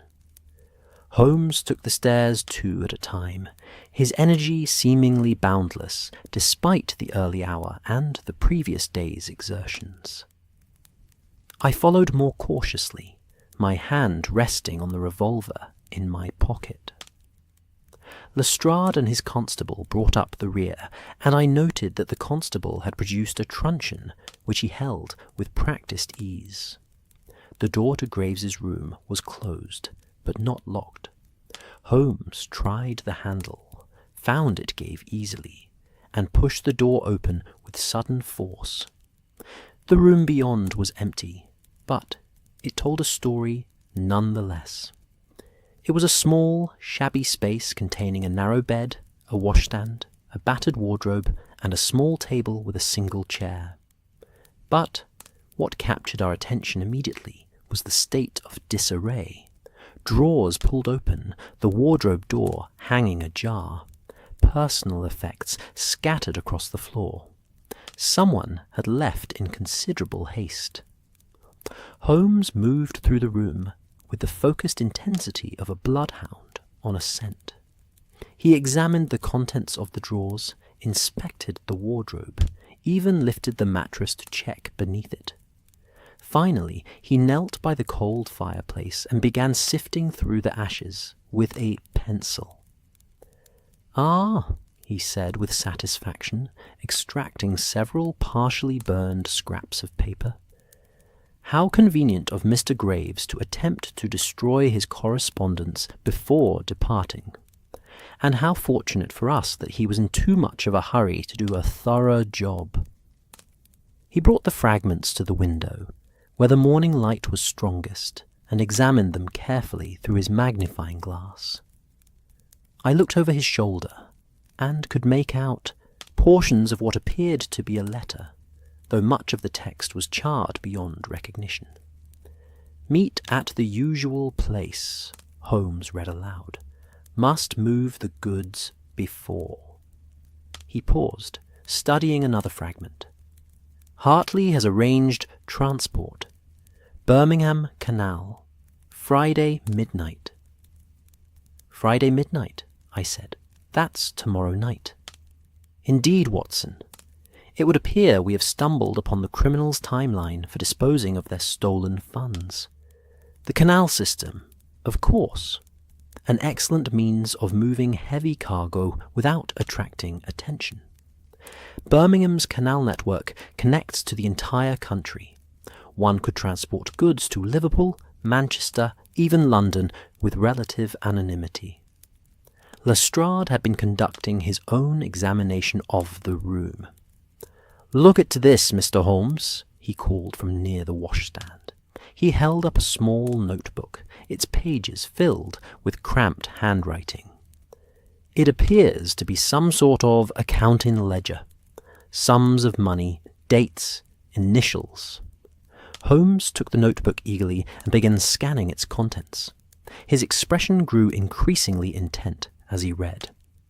"This is better than I could have hoped," he murmured. "Graves was keeping records of the conspiracy's finances. Here, a N500 advance, September. That would be Albert Newcomb, the switching operator. And here, JH £300, October, James Hartley, the locomotive engineer. There are other initials as well, individuals we haven't yet identified. This notebook is evidence of a criminal conspiracy involving at least 6 individuals." "Can we trace them through these records?" I asked. "Possibly, though it will take time. But more immediately useful is this information about the canal transport tomorrow night. If we can intercept the criminals as they attempt to move the stolen funds, we can catch them in possession of the evidence and potentially capture the entire gang at once." Lestrade nodded grimly. "I'll need to arrange for additional men. We don't know how many conspirators might be present or how they might be armed. This could turn into a rough business, Mr. Holmes." "I have no doubt about it, Lestrade. Which is why we must plan carefully. The canal system is extensive. We need to determine precisely where this rendezvous will take place. Mrs. Brennan," he called down the stairs, "does Mr. Graves have any associates who visit him here? Any regular companions?" The landlady appeared at the bottom of the stairs, still suspicious, but marginally more cooperative, now that we had clearly established our official status. There was a man who came round once or twice.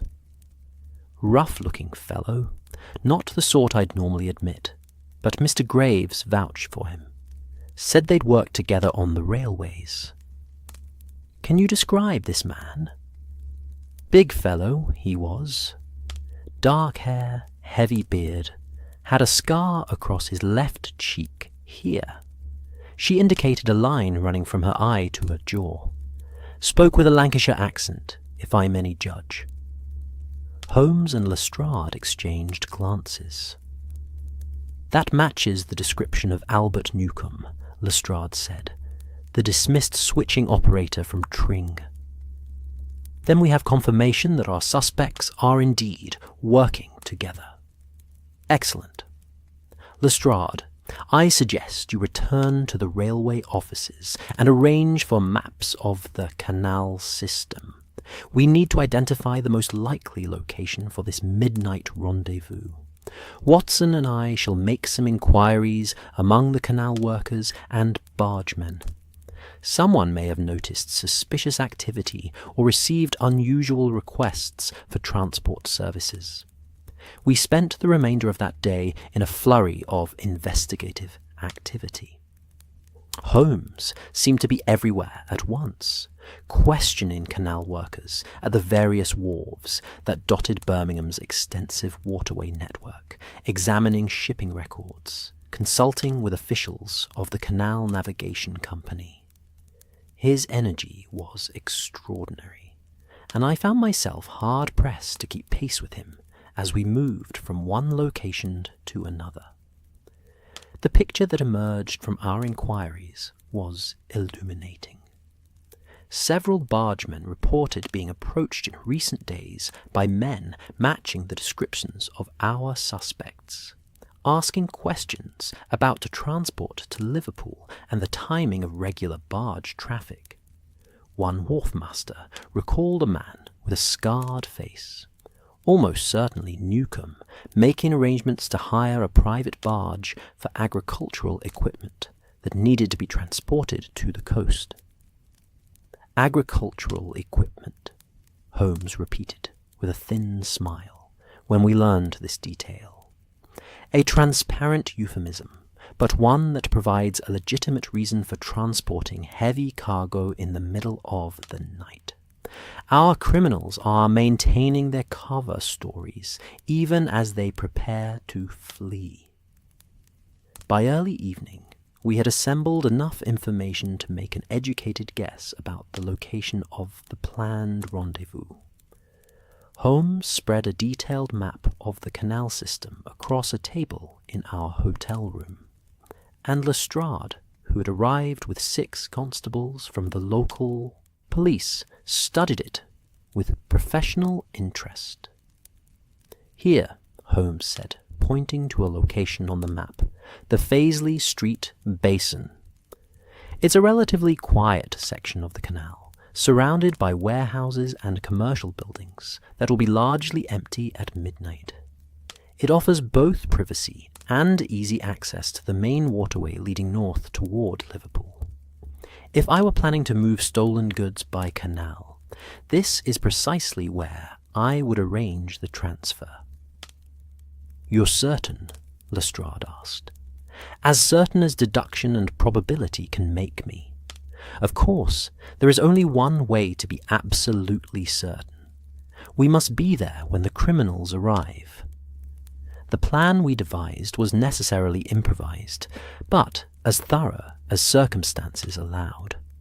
Lestrade would position his constables at various points around the basin, concealed but ready to move quickly when signalled.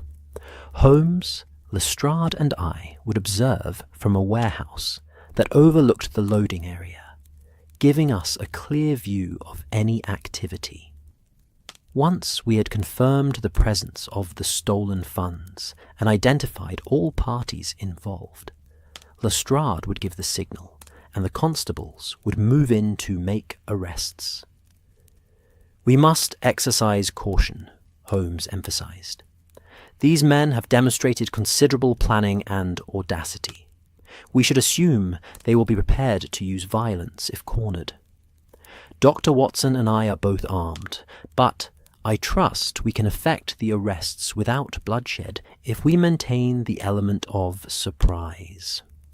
As the evening progressed toward midnight, we made our way to the Faisley Street Basin. The area was exactly as Holmes had predicted. A dark, quiet section of the canal, flanked by warehouses and storage facilities that had shut down for the night. The water itself was black and still, reflecting the occasional lamplight like shards of broken mirror. We positioned ourselves in an abandoned warehouse that provided an excellent vantage point. Through the grimy windows, we could observe the entire basin and the approaches from both directions.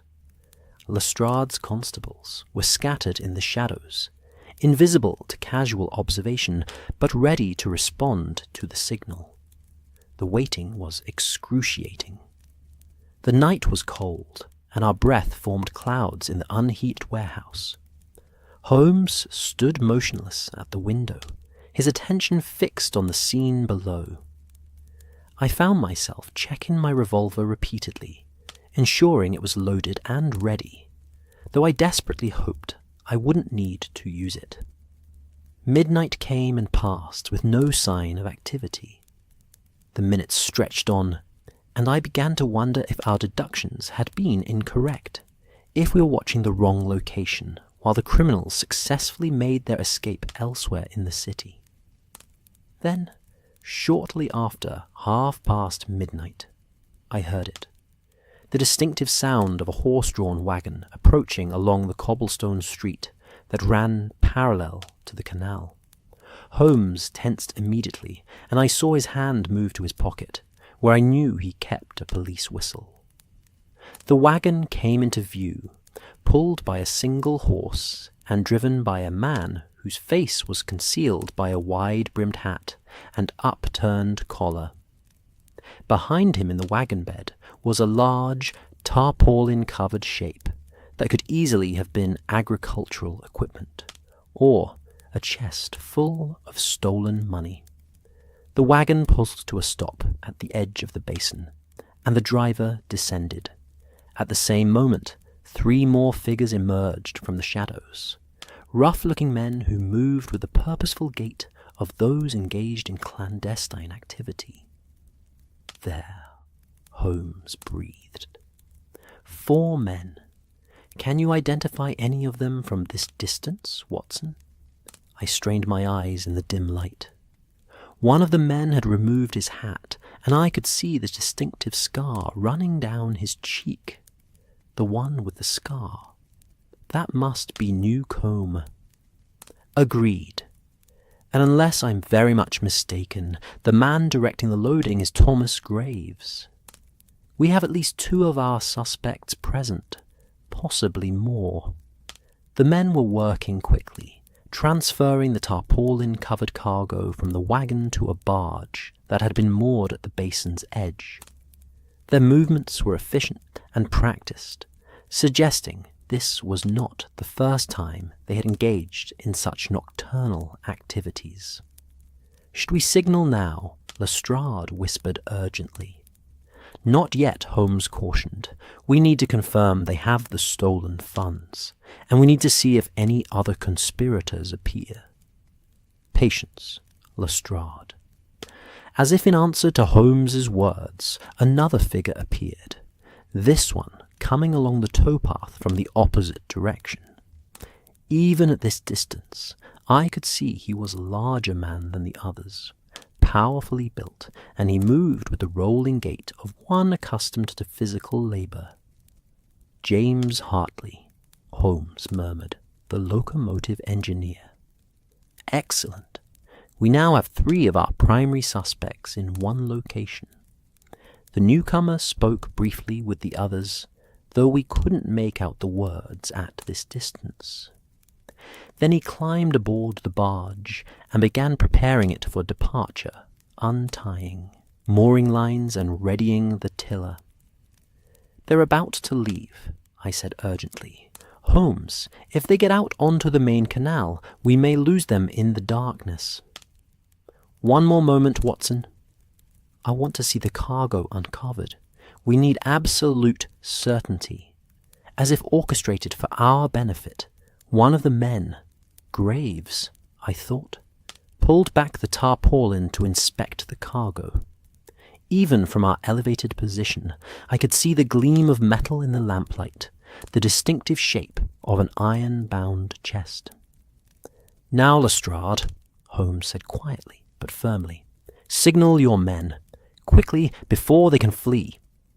Lestrade raised his police whistle to his lips and blew 3 sharp blasts. The effect was immediate and dramatic. Constables seemed to materialize from the shadows all around the basin, their dark uniforms making them nearly invisible until they moved. Lanterns were raised, illuminating the scene with harsh light. "Police!" Lestrade shouted as we rushed down from the warehouse. "You are surrounded. Surrender peacefully and you will not be harmed." For a moment, the criminals froze, seemingly paralyzed by shock and the sudden reversal of their fortunes. Then, as one might have predicted, they bolted. Newcomb leapt from the barge to the towpath and began running toward the street, only to find his way blocked by 2 constables. He changed direction, heading along the canal edge, and I saw the flash of something metallic in his hand. A knife, or perhaps a pistol. Hartley, the engineer, had remained on the barge, and now he pushed it away from the wharf with desperate strength, attempting to escape along the waterway. Holmes, displaying an athleticism that never ceased to surprise me, took a running leap from the wharf and landed on the barge's deck, nearly losing his balance on the wet planking. "Holmes!" I shouted in alarm, running toward the water's edge.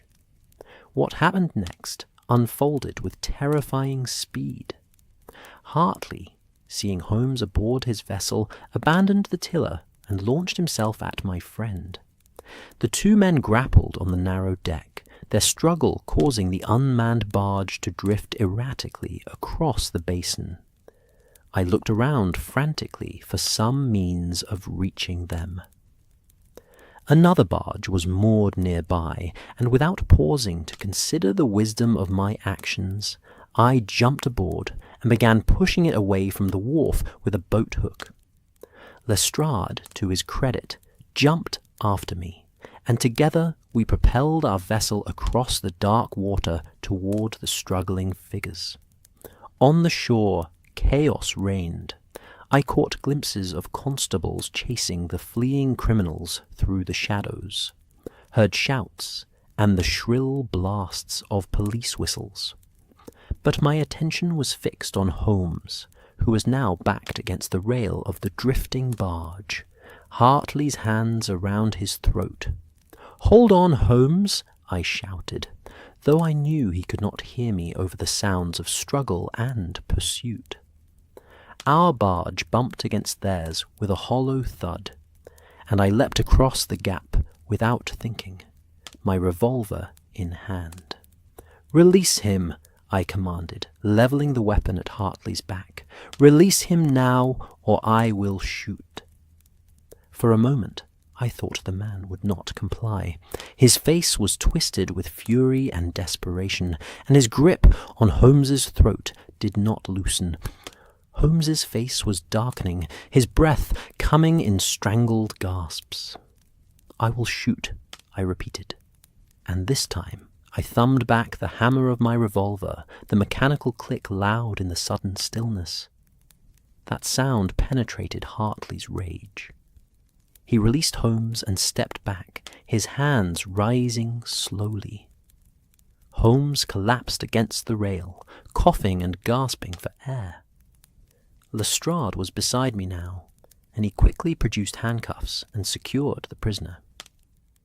"Are you all right?" I asked Holmes anxiously, holstering my weapon and helping him to sit. "Quite all right, Watson," he managed, between coughs, his voice hoarse. "Though I confess that was closer than I would have liked.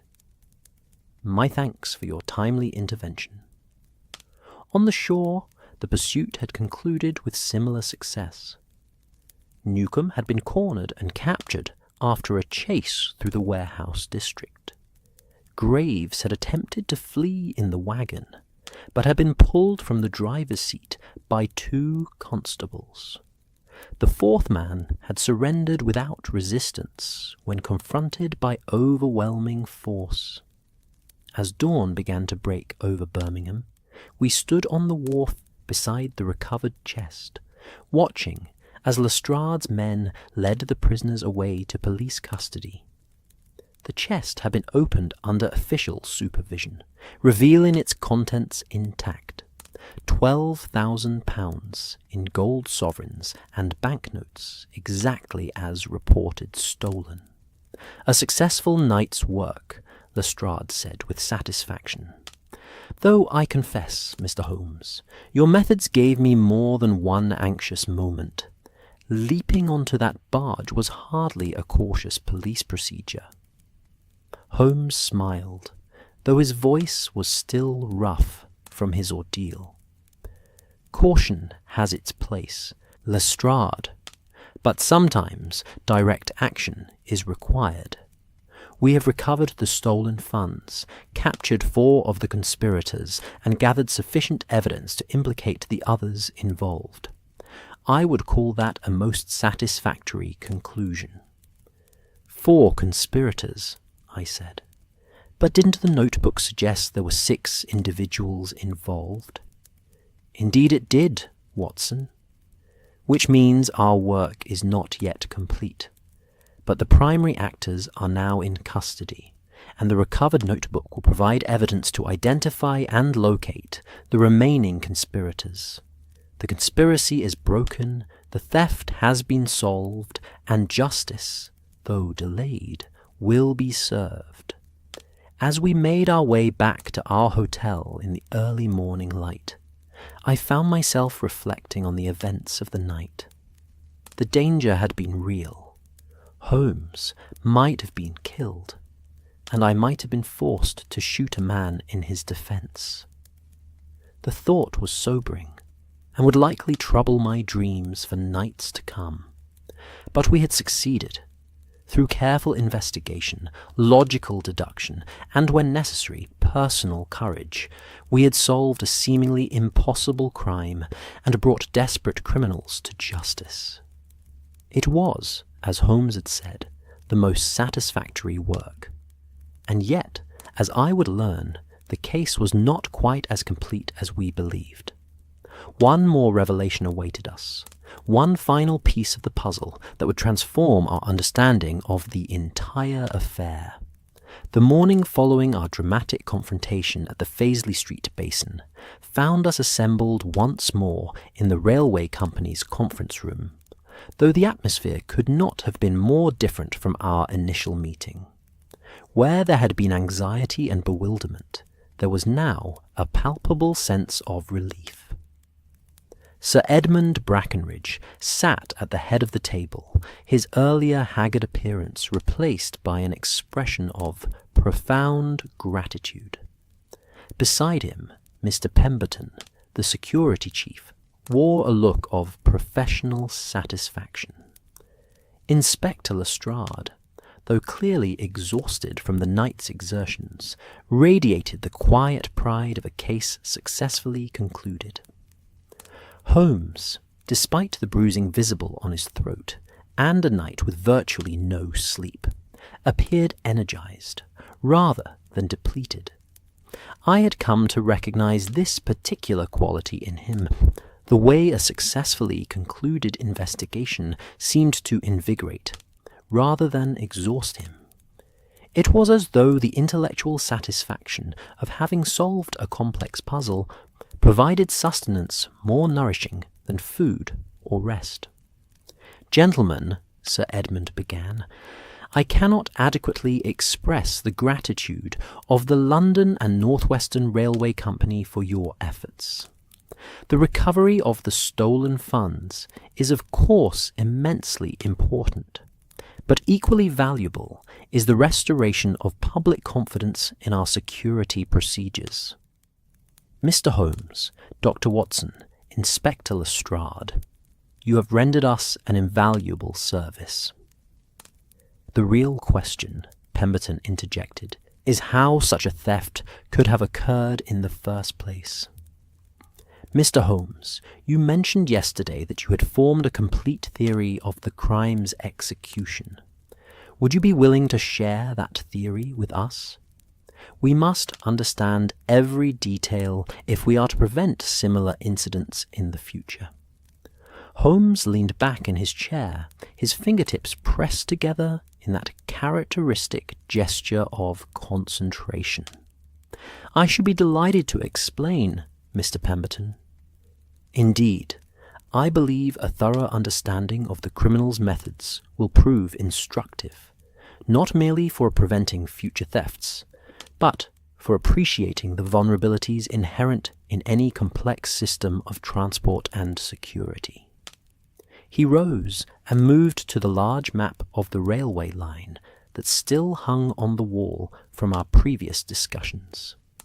Let us begin at the beginning, with the fundamental question that initially baffled everyone. How does one steal a 200-pound chest from a locked and sealed railway carriage moving at 50 miles per hour? The answer, as is so often the case, lies in questioning our assumptions about the question itself. I don't follow, Brackenridge admitted. The assumption, Holmes explained, was that the theft occurred while the carriage remained part of the moving train. But what if that assumption was incorrect? What if the carriage itself was temporarily removed from the train, the theft committed during that removal, and the carriage then returned to the train before anyone realized it had been absent? I watched the faces around the table as understanding dawned. It was, I reflected, a measure of Holmes's genius that he could make the impossible seem not merely possible, but inevitable, once explained. The key to the entire operation, Holmes continued, was the exploitation of the railway's own switching mechanisms. At several points along the route from London to Birmingham, the track diverges, one path continuing to the main destination, others leading to sidings, freight yards, or branch lines. These divergences are controlled by switches, mechanical devices that direct a train onto one path or another. He pointed to a location on the map. Here, approximately half a mile north of Tring Station, is one such switching point. On the evening in question, the mail train passed through Tring Station itself, where guards Hodges and Marsh conducted their routine inspection and found everything in order. The train then continued northward, slowing as it approached the switching point, standard procedure for negotiating these mechanisms. As the train slowed, one of the conspirators, I believe it was James Hartley, the locomotive engineer, who had positioned himself in the crew car, or perhaps on the coupling itself, detached the mail carriage from the rest of the train. This would have required considerable skill and knowledge of railway couplings, but Hartley, with years of experience, possessed both. The detachment would have caused some jolting and irregular motion, but at a switching point, where such motion is expected, it would not have alarmed the guards in the adjacent car. Pemberton was taking rapid notes. So, the mail carriage was simply left behind as the train continued on. Precisely, but not left on the main track, where it would immediately have been noticed and reported. No, as the carriage was detached, the switches were thrown by Albert Newcomb, the former switching operator who had intimate knowledge of these mechanisms, to divert the now independent carriage onto a siding. The rest of the train, minus one carriage, continued on to Leighton Buzzard. Good Lord, Brackenridge murmured, the simplicity of it. Simplicity combined with precise timing and coordination, Holmes corrected. Once the carriage was isolated on the siding, the conspirators had perhaps 10 to 15 minutes to work. This was sufficient time to break the seals, unlock the door. They had obtained duplicate keys through means we have yet to fully determine, though I suspect bribery or coercion of railway officials remove the chest and secure the carriage once more. But how did the carriage return to the train? I asked, though I suspected I already knew the answer. Ah, Watson, that was perhaps the most audacious element of the entire scheme. The carriage did not return to the original mail train. Instead, it was reattached to a different train entirely, a slower goods train that was scheduled to pass through the same switching point approximately 15 minutes after the mail train. This goods train, travelling at a more leisurely pace, would arrive at Leighton Buzzard several minutes after the mail train had departed that station. Holmes traced the route with his finger. Consider the timeline. The mail train arrives at Leighton Buzzard at, shall we say, 7 o'clock. The guards inspect the carriages. But remember, their carriage was detached before Leighton Buzzard, so they are actually inspecting the carriages ahead of where the mail carriage should be. They note nothing unusual because they cannot see what is missing from behind them. The mail train departs Leighton Buzzard at 7:05. At 7:08, the goods train arrives, now carrying the reattached mail carriage. In the confusion and routine activity of a busy station, no one notices that a carriage from the goods train is being switched onto the mail train's route. The mail carriage is reattached to the mail train at the north end of the station, and the train continues to Rugby, with everyone believing the carriage had been there all along. The elegance of the scheme was undeniable, though I confess it troubled me to admire such criminal ingenuity. But surely someone must have noticed the timing discrepancies, I protested. The guards would have realized that their inspection at Tring revealed a carriage that was then absent or present when it should not have been. An excellent point, Watson, and one that brings us to perhaps the most disturbing aspect of this conspiracy. The guards themselves were not accomplices. Our investigations have confirmed their innocence. However, their reports' observations were subtly manipulated by others who were part of the conspiracy. Thomas Graves, one of the captured men, had formerly served as a senior guard and had intimate knowledge of inspection procedures and reporting requirements. He ensured that the documentation was sufficiently ambiguous that the timeline inconsistencies would not be immediately apparent. Lestrade had been listening with evident fascination. So the guards were, in effect, deceived by the very systems and procedures they trusted. Precisely, Inspector. They performed their duties correctly, but those duties were designed to detect unauthorized access to the carriage, not the temporary removal of the carriage itself. It is a subtle but crucial distinction. The criminals exploited not a failure of security, but a gap in the security's conceptual framework.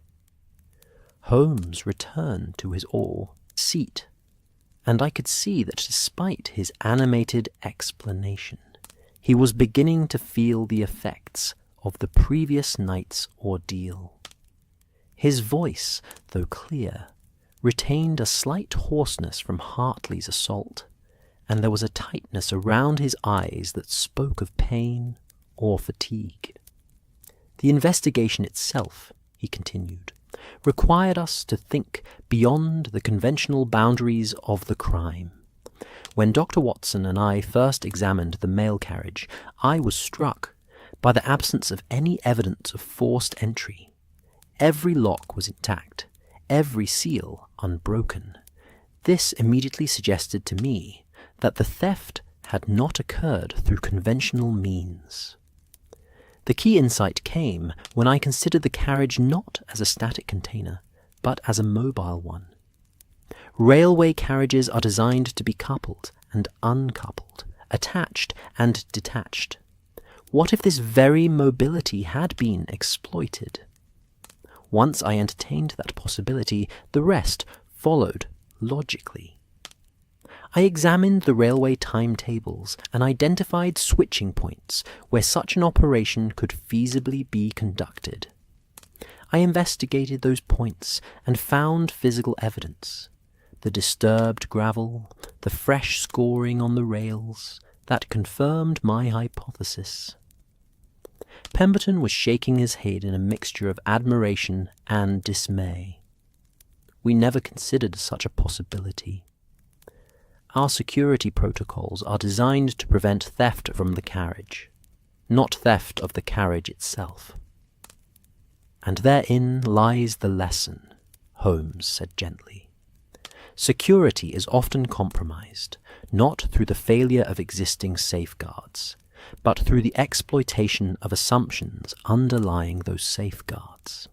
Your guards performed admirably, your locks and seals functioned as designed, yet the theft occurred because the criminals identified and exploited an assumption that the carriage would remain continuously part of the same train throughout its journey. Sir Edmund was silent for a moment, clearly absorbing the implications. What measures would you recommend to prevent similar incidents in the future? Several suggest themselves immediately. First, implement a system of unique identifiers for each carriage, numbers or symbols that are verified at each station, ensuring that not merely a mail carriage is present, but the correct mail carriage. Second, install mechanisms that make unauthorized detachment more difficult, or at least more noticeable. Third, and perhaps most importantly, foster a culture of questioning among your security personnel.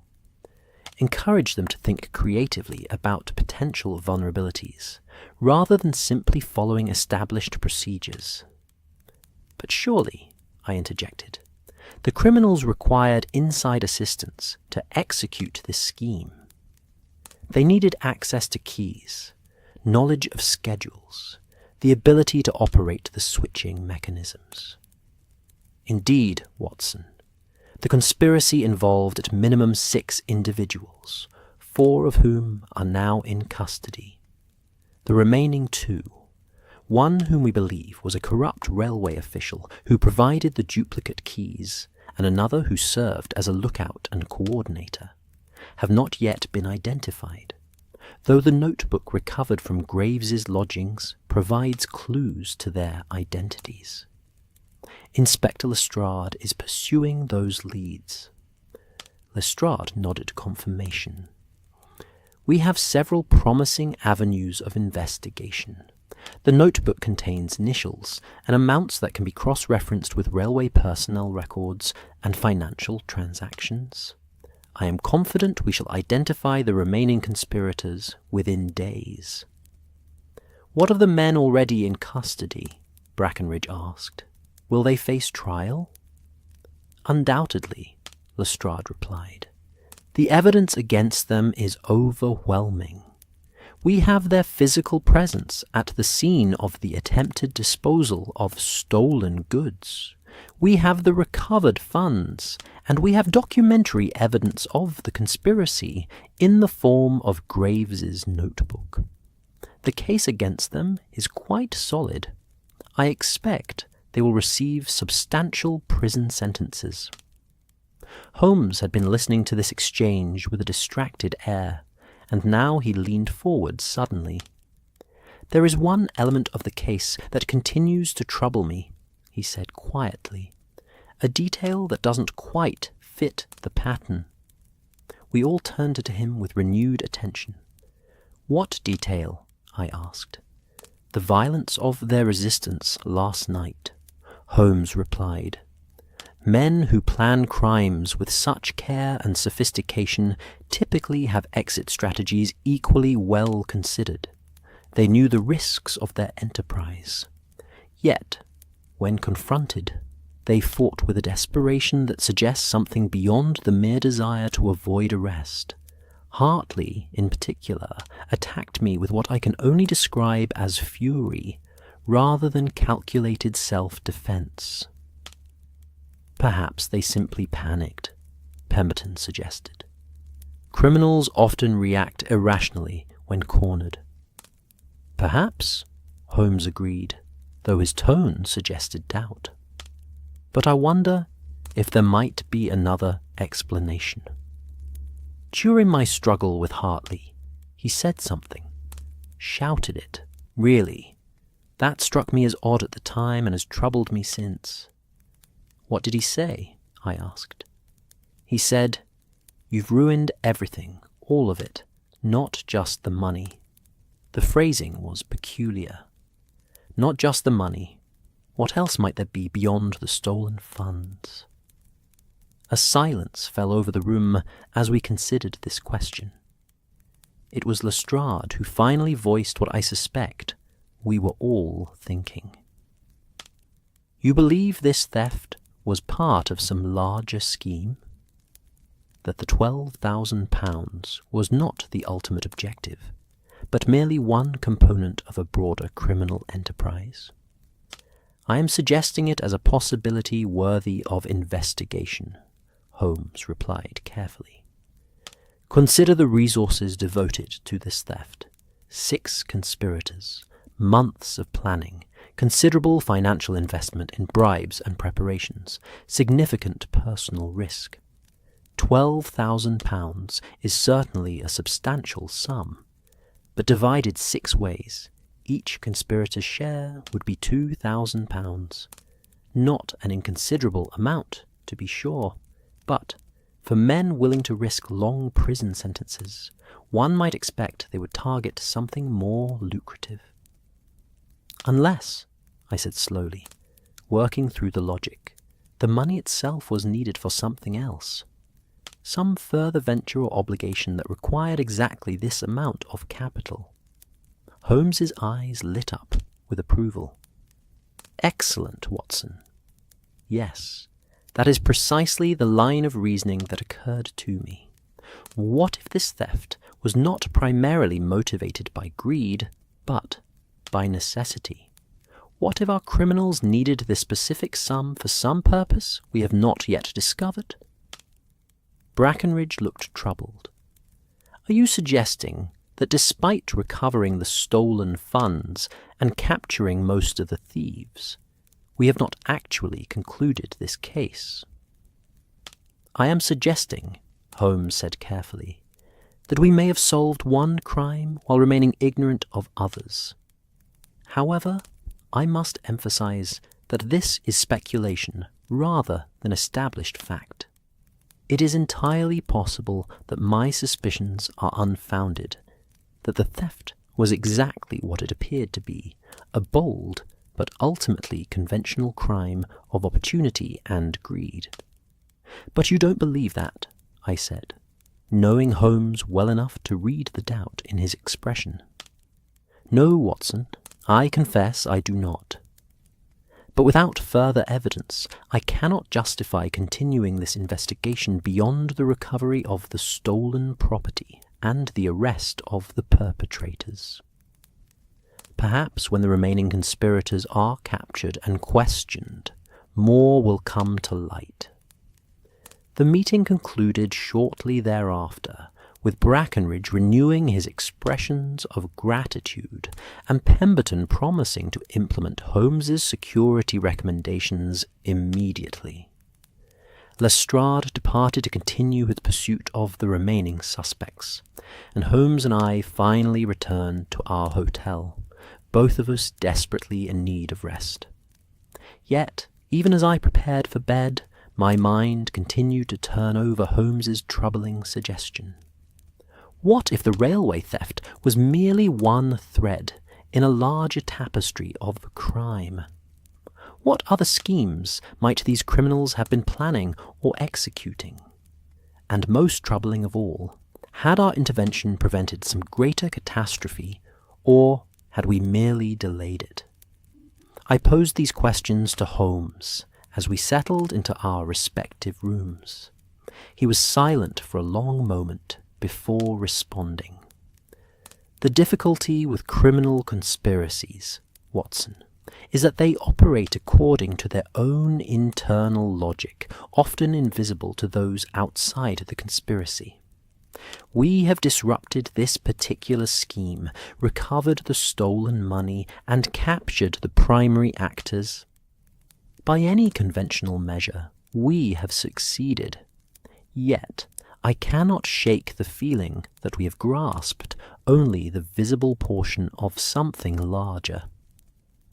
"What would you have us do?" I asked. "We cannot investigate crimes that may not exist based purely on intuition." "No, we cannot," Holmes agreed. "And yet, intuition born of experience should not be entirely dismissed. I shall ask Lestrade to press the captured conspirators for information about their ultimate intentions. I shall also make inquiries among my contacts in London's criminal underworld. If there is indeed some larger scheme afoot, someone will know something about it. And in the meantime? In the meantime, my dear Watson, we shall return to London, submit our report to Sir Edmund Brackenridge, and consider this case solved. We have done what we were engaged to do, identified the thieves, explained their methods, and recovered the stolen property. If there prove to be further ramifications, we shall address them as they arise." It was a sensible approach, yet I could not entirely quell my own unease. Holmes's instincts, I had learned, were rarely wrong. If he sensed some deeper current beneath the surface of this case, there almost certainly was one. But exhaustion was finally overtaking both of us, and further speculation seemed pointless without additional information. We agreed to depart for London the following morning, and I retired to my room, hoping that sleep would come quickly, despite my troubled thoughts. As I lay in bed, waiting for unconsciousness to claim me, I found myself reflecting on the past several days. We had travelled from London to Birmingham, unravelled an apparently impossible theft, confronted dangerous criminals in a midnight battle at the canal basin, and recovered a substantial fortune. It had been, by any measure, a successful investigation. Yet, Holmes's parting words echoed in my mind. Not just the money. What else had there been? What larger purpose had motivated men to such elaborate and dangerous criminal enterprise? I did not know, and I suspected that unless the captured conspirators chose to reveal their secrets, we might never know. But I made a mental note to follow the case's subsequent developments with particular attention. If Holmes's suspicions proved correct, if this railway theft was indeed merely one component of some grander criminal scheme, then we had not heard the last of this matter. Little did I know, as sleep finally claimed me that night in Birmingham, that Holmes's instincts would prove prophetic in ways neither of us could have anticipated. But that revelation would come later, long after we believed the case concluded. For now, we had solved the mystery of the Iron Horse heist, and that would have to suffice. The following morning, we boarded the London train with lighter hearts than we had carried north.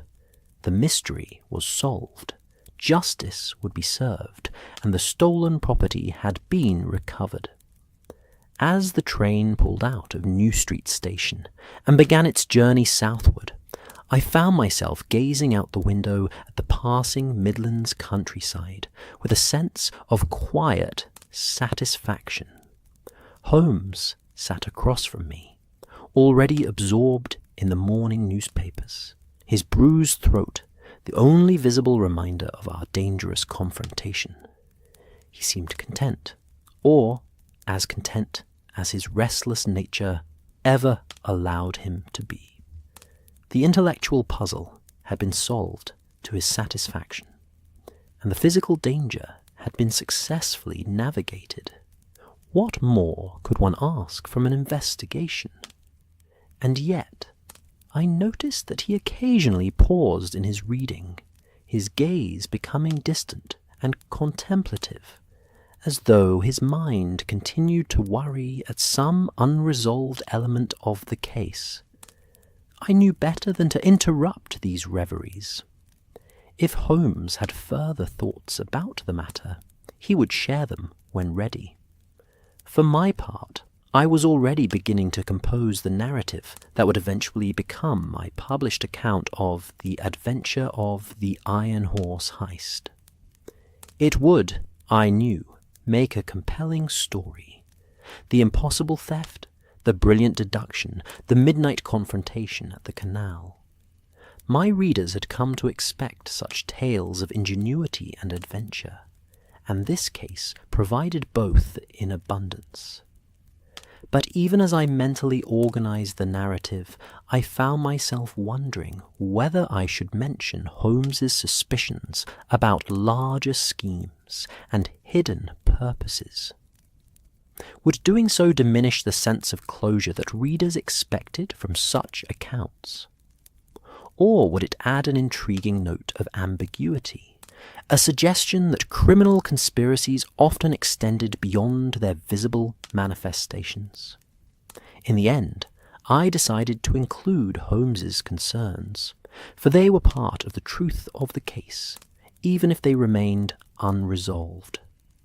The best accounts, I had come to believe, were those that captured not merely the facts of an investigation, but also the uncertainties and intuitions that accompanied the detective's work. Holmes himself was never content with easy answers, and my narratives should reflect that same intellectual rigor. The train carried us swiftly toward London, and with each passing mile, the adventure of the past several days seemed to recede slightly, becoming memory rather than immediate experience. Soon we would be back in our familiar rooms at Baker Street, and this case would take its place among the many others we had investigated together. But the questions remained, hovering at the edges of my consciousness like shadows in candlelight. Not just the money. What else? What larger purpose had we inadvertently disrupted? And were the remaining conspirators still at large, even now plotting to complete whatever scheme we had interrupted? Only time, I suspected, would provide the answers. And in that suspicion, as subsequent events would prove, I was entirely correct. And so I find myself returned to where I began, sitting in my study on this quiet October evening, the firelight casting its familiar dance across these pages, reflecting upon a case that seemed so complete at the time, yet revealed itself, in the fullness of years, to be far more complex than we had imagined. It has been 5 years now since Holmes and I pursued those railway thieves through the Midlands. 5 years since that desperate struggle on the canal barge in Birmingham. Time has granted me the perspective that immediate experience cannot provide, and I see now what we could not see then, that Holmes's intuition about larger schemes and hidden purposes was, as usual, entirely correct. But I am getting ahead of myself. Let me conclude the immediate aftermath of the case before revealing what subsequent years brought to light. We returned to London on that November morning, and for several weeks the matter seemed entirely resolved. The captured conspirators, Hartley, Newcomb, Graves, and the fourth man, whose name I learned was William Thornton, were tried at the Birmingham Assizes and received sentences ranging from 7 to 12 years of penal servitude. The stolen funds were returned to their rightful owners, and the London and North Western Railway Company implemented the security recommendations Holmes had provided. Lestrade, pursuing the leads from Graves's notebook, successfully identified and arrested the remaining 2 conspirators, a corrupt railway clerk named Edmund Price, who had provided the duplicate keys, and a former criminal associate of Newcomb's named Arthur Jessup, who had served as lookout and coordinator. They too faced justice, receiving sentences of 5 years each for their roles in the conspiracy. By all conventional measures, the case was closed. The crime had been solved, the criminals captured, the property recovered. Sir Edmund Brackenridge wrote a generous letter of commendation, which Holmes filed away without comment, as was his custom with such tributes. The railway company paid our fees handsomely, and life at Baker Street returned to its familiar rhythms. Yet Holmes remained unsettled. I would find him, on multiple occasions, staring into the fire, with that distant expression I had come to recognize as deep contemplation. When I inquired about his thoughts, he would shake his head and change the subject. But I knew the railway case continued to trouble him. "There is something we missed, Watson," he said to me one evening, perhaps 3 weeks after our return. "Some element of the conspiracy that eluded our investigation. I feel it as one might feel a draught from a hidden gap in the wall, present but not visible, persistent but not locatable. The criminals are all in custody," I reminded him gently. "The money has been recovered. What more could there be?" That, my friend, is precisely what troubles me. What more indeed? The answer to that question did not come for nearly 2 years. By then, the railway theft had receded in both our minds, becoming simply another case among the many we had investigated together.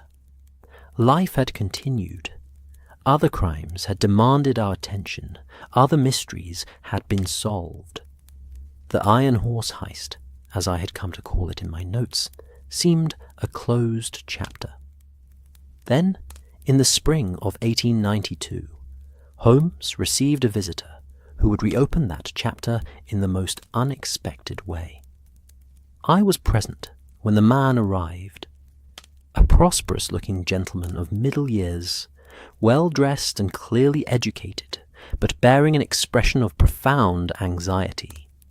He introduced himself as Mr. Richard Pemberton, and the name struck me immediately as familiar, though I could not immediately place it. Holmes, however, remembered at once. "Mr. Pemberton, the security chief for the London and North Western Railway Company. We have not corresponded in some time. How may I assist you?" "Mr. Holmes, Dr. Watson," Pemberton said, settling into the chair Holmes offered him. "I come to you with information that I believe relates to the railway theft case you solved 2 years ago. Information that has only recently come to light, and which casts that entire affair in a rather different perspective." Holmes leaned forward with immediate interest. "You have my complete attention, Mr. Pemberton." What Pemberton revealed was extraordinary. Through the testimony of one of the imprisoned conspirators, Thornton, the fourth man captured at the Canal Basin, the authorities had learned that the railway theft was indeed merely one component of a far larger criminal enterprise. The stolen £12,000 had been intended not for the personal enrichment of the thieves, but as financing for a much more ambitious scheme: the establishment of a criminal organization dedicated to the systematic theft of goods in transit across Britain's railway network. The idea, Pemberton explained, was both simple and audacious. They would recruit railway employees at strategic points throughout the country, switching operators, guards, station masters, and organize them into a coordinated network. Using the methods they had tested with the payroll theft, they planned to steal goods from trains systematically, always in ways that would appear impossible or inexplicable. The £12,000 was to provide the initial capital for bribes, equipment, and the support of the conspirators' families while the network was being established.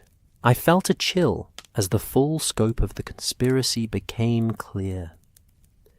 They were planning to create a railway crime syndicate, I said, an organization that would exploit the very systems designed to move commerce safely across the country. Precisely, Dr. Watson.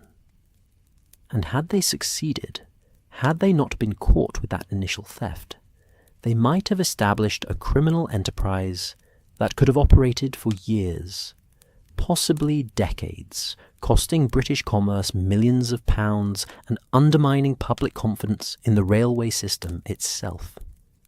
Holmes had been listening with an expression of grim satisfaction. So, my instinct was correct. The theft was not an end in itself, but a means to a larger end. Tell me, Mr. Pemberton, how extensive was this planned network? According to Thornton's testimony, they had identified potential recruits at more than 30 locations across England and Scotland. They had conducted preliminary negotiations with at least 15 railway employees. The organization was to be structured in cells, with each cell operating independently under the coordination of a central leadership. It was to be, in effect, a criminal corporation modelled on legitimate business enterprises. Remarkable, Holmes murmured. Criminal innovation matches the pace of commercial innovation. Who conceived this scheme? That is perhaps the most disturbing aspect of the entire affair. The mastermind behind the conspiracy was not one of the men you captured, Mr. Holmes. It was someone who remained entirely in the background, never directly involved in the theft itself. A man named Sebastian Cordell. The name meant nothing to me, but Holmes's expression sharpened. Cordell, I know that name. A former railway executive, was he not? Dismissed under suspicious circumstances some 5 or 6 years ago. The same. He had been an operations manager for the Great Western Railway, responsible for coordinating schedules and freight movements across their entire network. When financial irregularities were discovered, he was quietly dismissed to avoid public scandal. The railway company chose not to prosecute, a decision they now doubtless regret. Cordell used his intimate knowledge of railway operations to conceive this criminal enterprise, recruiting the men you captured as his lieutenants and operatives. And Cordell himself. Has he been apprehended? Pemberton's expression grew troubled. That is where the matter becomes more complicated. When Thornton began providing information about the conspiracy, the authorities moved quickly to locate Cordell. They found his lodgings in Manchester abandoned, his financial accounts closed. He had fled, taking with him whatever portable assets he possessed. Despite extensive efforts, he has not been found. So the architect of this conspiracy remains at large, I said, troubled by the implications. He does, Pemberton confirmed, and that is why I have come to you today, Mr. Holmes. The railway companies, not just London and North Western, but also the Great Western, the Midland, and others, have formed a consortium to address this threat. We are implementing new security measures, reviewing personnel more carefully, and establishing better communication between companies to identify suspicious patterns. But we believe Cordell may attempt to resurrect his scheme, perhaps under a different guise or through different operatives. We wish to engage your services on a retainer basis, to serve as a consultant on railway security, and to investigate any suspicious incidents that might indicate Cordell's continued activities. Holmes considered this proposition for a long moment. I am not generally inclined toward retainer arrangements, Mr. Pemberton. My methods work best when applied to specific cases rather than general vigilance. However, I would be willing to review your security protocols and to provide consultation on specific incidents as they arise. If Cordell does indeed attempt to revive his scheme, I would very much like to be the one who brings him to justice. And so, a new arrangement was established, one that would continue for several years and would occasionally draw Holmes into railway-related investigations. But Cordell himself remained a phantom, never definitively located, despite periodic sightings and rumours. Holmes believed he had likely fled to the continent, perhaps to America, where he might attempt to establish similar criminal enterprises beyond the reach of British law. The knowledge that we had disrupted a conspiracy far larger than we had initially realized brought me both satisfaction and disquiet. Satisfaction that our intervention had prevented what could have been a catastrophic criminal enterprise, but disquiet that the architect of that enterprise had escaped justice. Yet, as I sit here now, 5 years after those events in Birmingham, I find myself reflecting on the broader lessons of the case, rather than dwelling on its incomplete resolution. The railway theft taught me something profound about the nature of crime in our modern age, how it evolves and adapts alongside legitimate enterprise, how the very systems we create to improve society can be exploited by those with criminal intent, and how the detective's work must similarly evolve to address these new forms of wrongdoing. Holmes understood this instinctively. I think his investigation of the railway theft succeeded precisely because he did not limit himself to conventional thinking about how such crimes occur.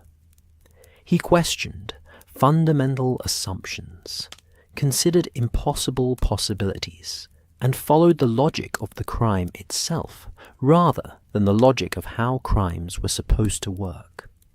It was this intellectual flexibility, combined with his systematic rigor, that allowed him to solve a mystery that had baffled everyone else. I have learned, over our years of partnership, to trust Holmes's instincts even when I cannot immediately understand his reasoning. His feeling that something larger lay beneath the surface of the railway theft proved entirely correct, as his instincts almost always do. It is a humbling reminder that the detective's art requires not only observation and deduction, but also intuition, the ability to sense patterns and connections that exist just beyond the visible evidence. The case also taught me something about courage, both physical and moral. The struggle on the barge with Holmes's life in genuine danger reminded me that our investigations sometimes require us to risk everything in pursuit of justice. I do not consider myself a particularly brave man. My military service was simply duty. My involvement in Holmes's case is merely the natural consequence of our friendship. Yet, when I held that revolver aimed at Hartley's back, knowing I might have to shoot a man to save my friend's life. I discovered reserves of determination I had not known I possessed. Holmes, characteristically, never spoke of that moment afterward, never thanked me for what some might call a rescue. But I noticed, in the days following our return to London, small gestures of consideration and regard that spoke more eloquently than words. An extra measure of tobacco left in my Persian slipper when my own supply ran low. A casebook he thought might interest me, left casually on my chair. The willingness to explain his reasoning in cases where previously he might have remained enigmatic. These were Holmes's expressions of gratitude and affection, and I valued them more than any verbal acknowledgement. The fire has burned low now, and the hour grows late. Outside my window, London sleeps, that great metropolis that has been the stage for so many of our adventures. Somewhere in that vast city, or perhaps far beyond it, Sebastian Cordell lives on, perhaps planning new schemes, perhaps content to have escaped justice, and live quietly under an assumed name. I hope for the latter, but suspect the former. Men of such ambition and ingenuity rarely retire willingly from their chosen pursuits, whether those pursuits are legitimate or criminal. But whether Cordell ever resurfaces or not, the case of the Iron Horse heist stands as one of the most instructive of all my chronicles of Holmes's career.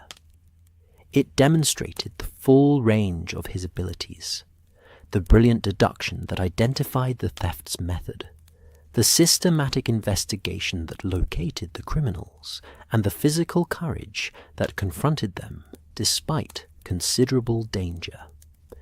It showed how modern crime requires modern detection, how the detective must think as creatively and systematically as the criminals he pursues.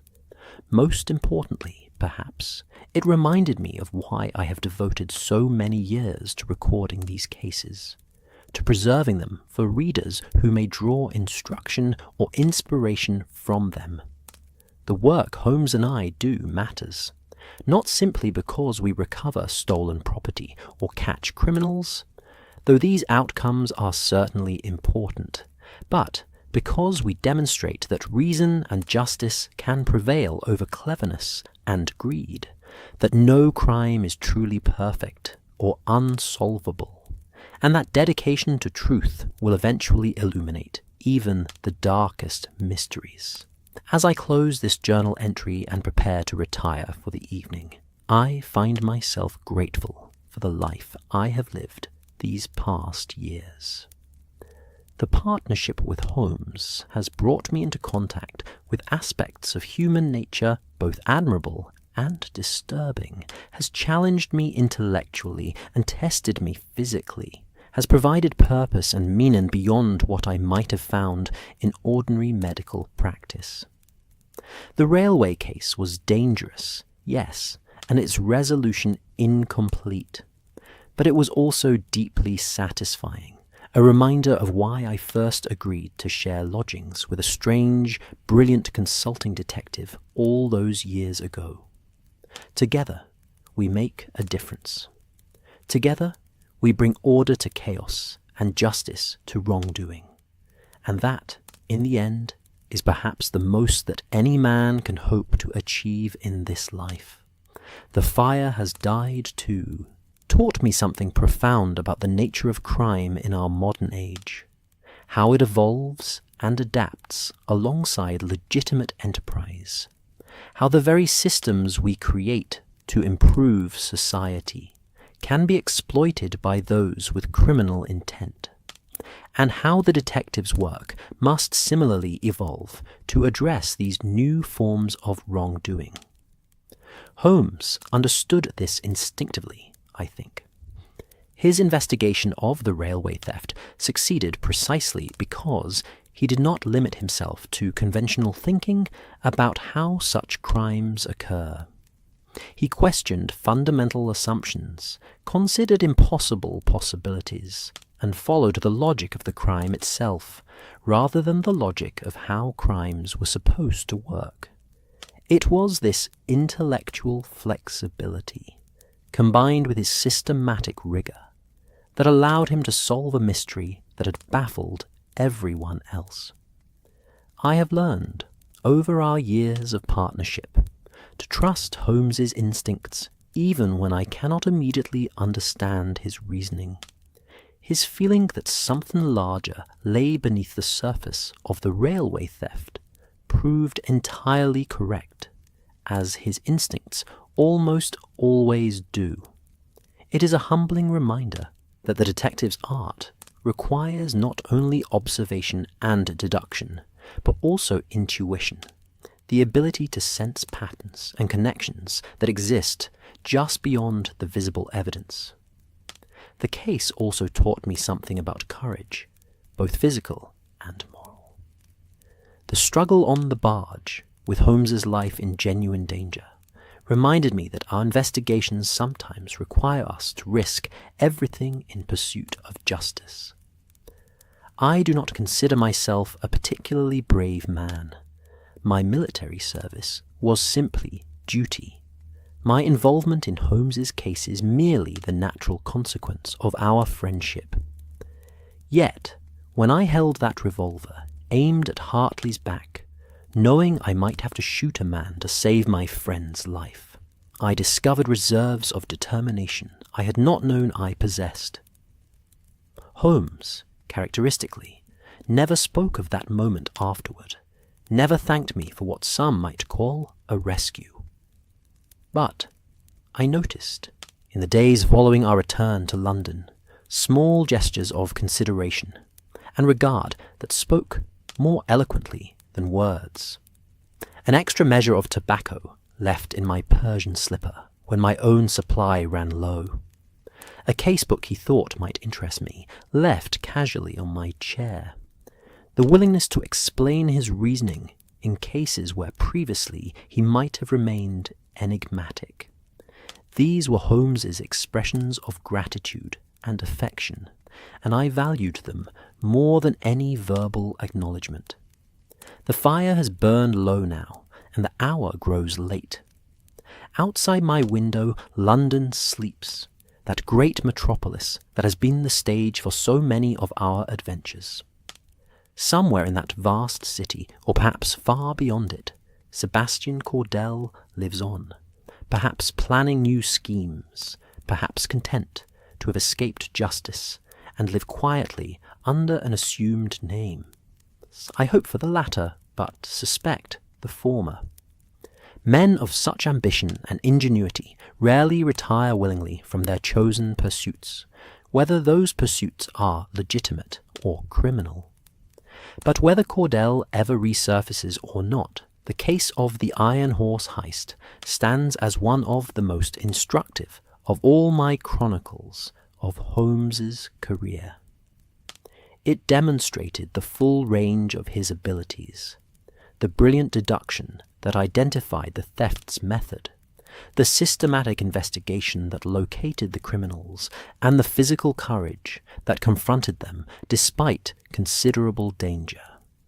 It showed how modern crime requires modern detection, how the detective must think as creatively and as systematically as the criminals he pursues.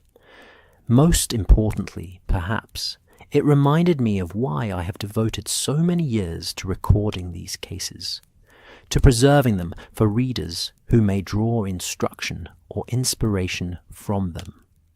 The work Holmes and I do matters, not simply because we recover a stolen property or catch criminals, though these outcomes are certainly important, but because we demonstrate that reason and justice can prevail over cleverness and greed, that no crime is truly perfect or unsolvable, and that dedication to truth will eventually illuminate even the darkest mysteries.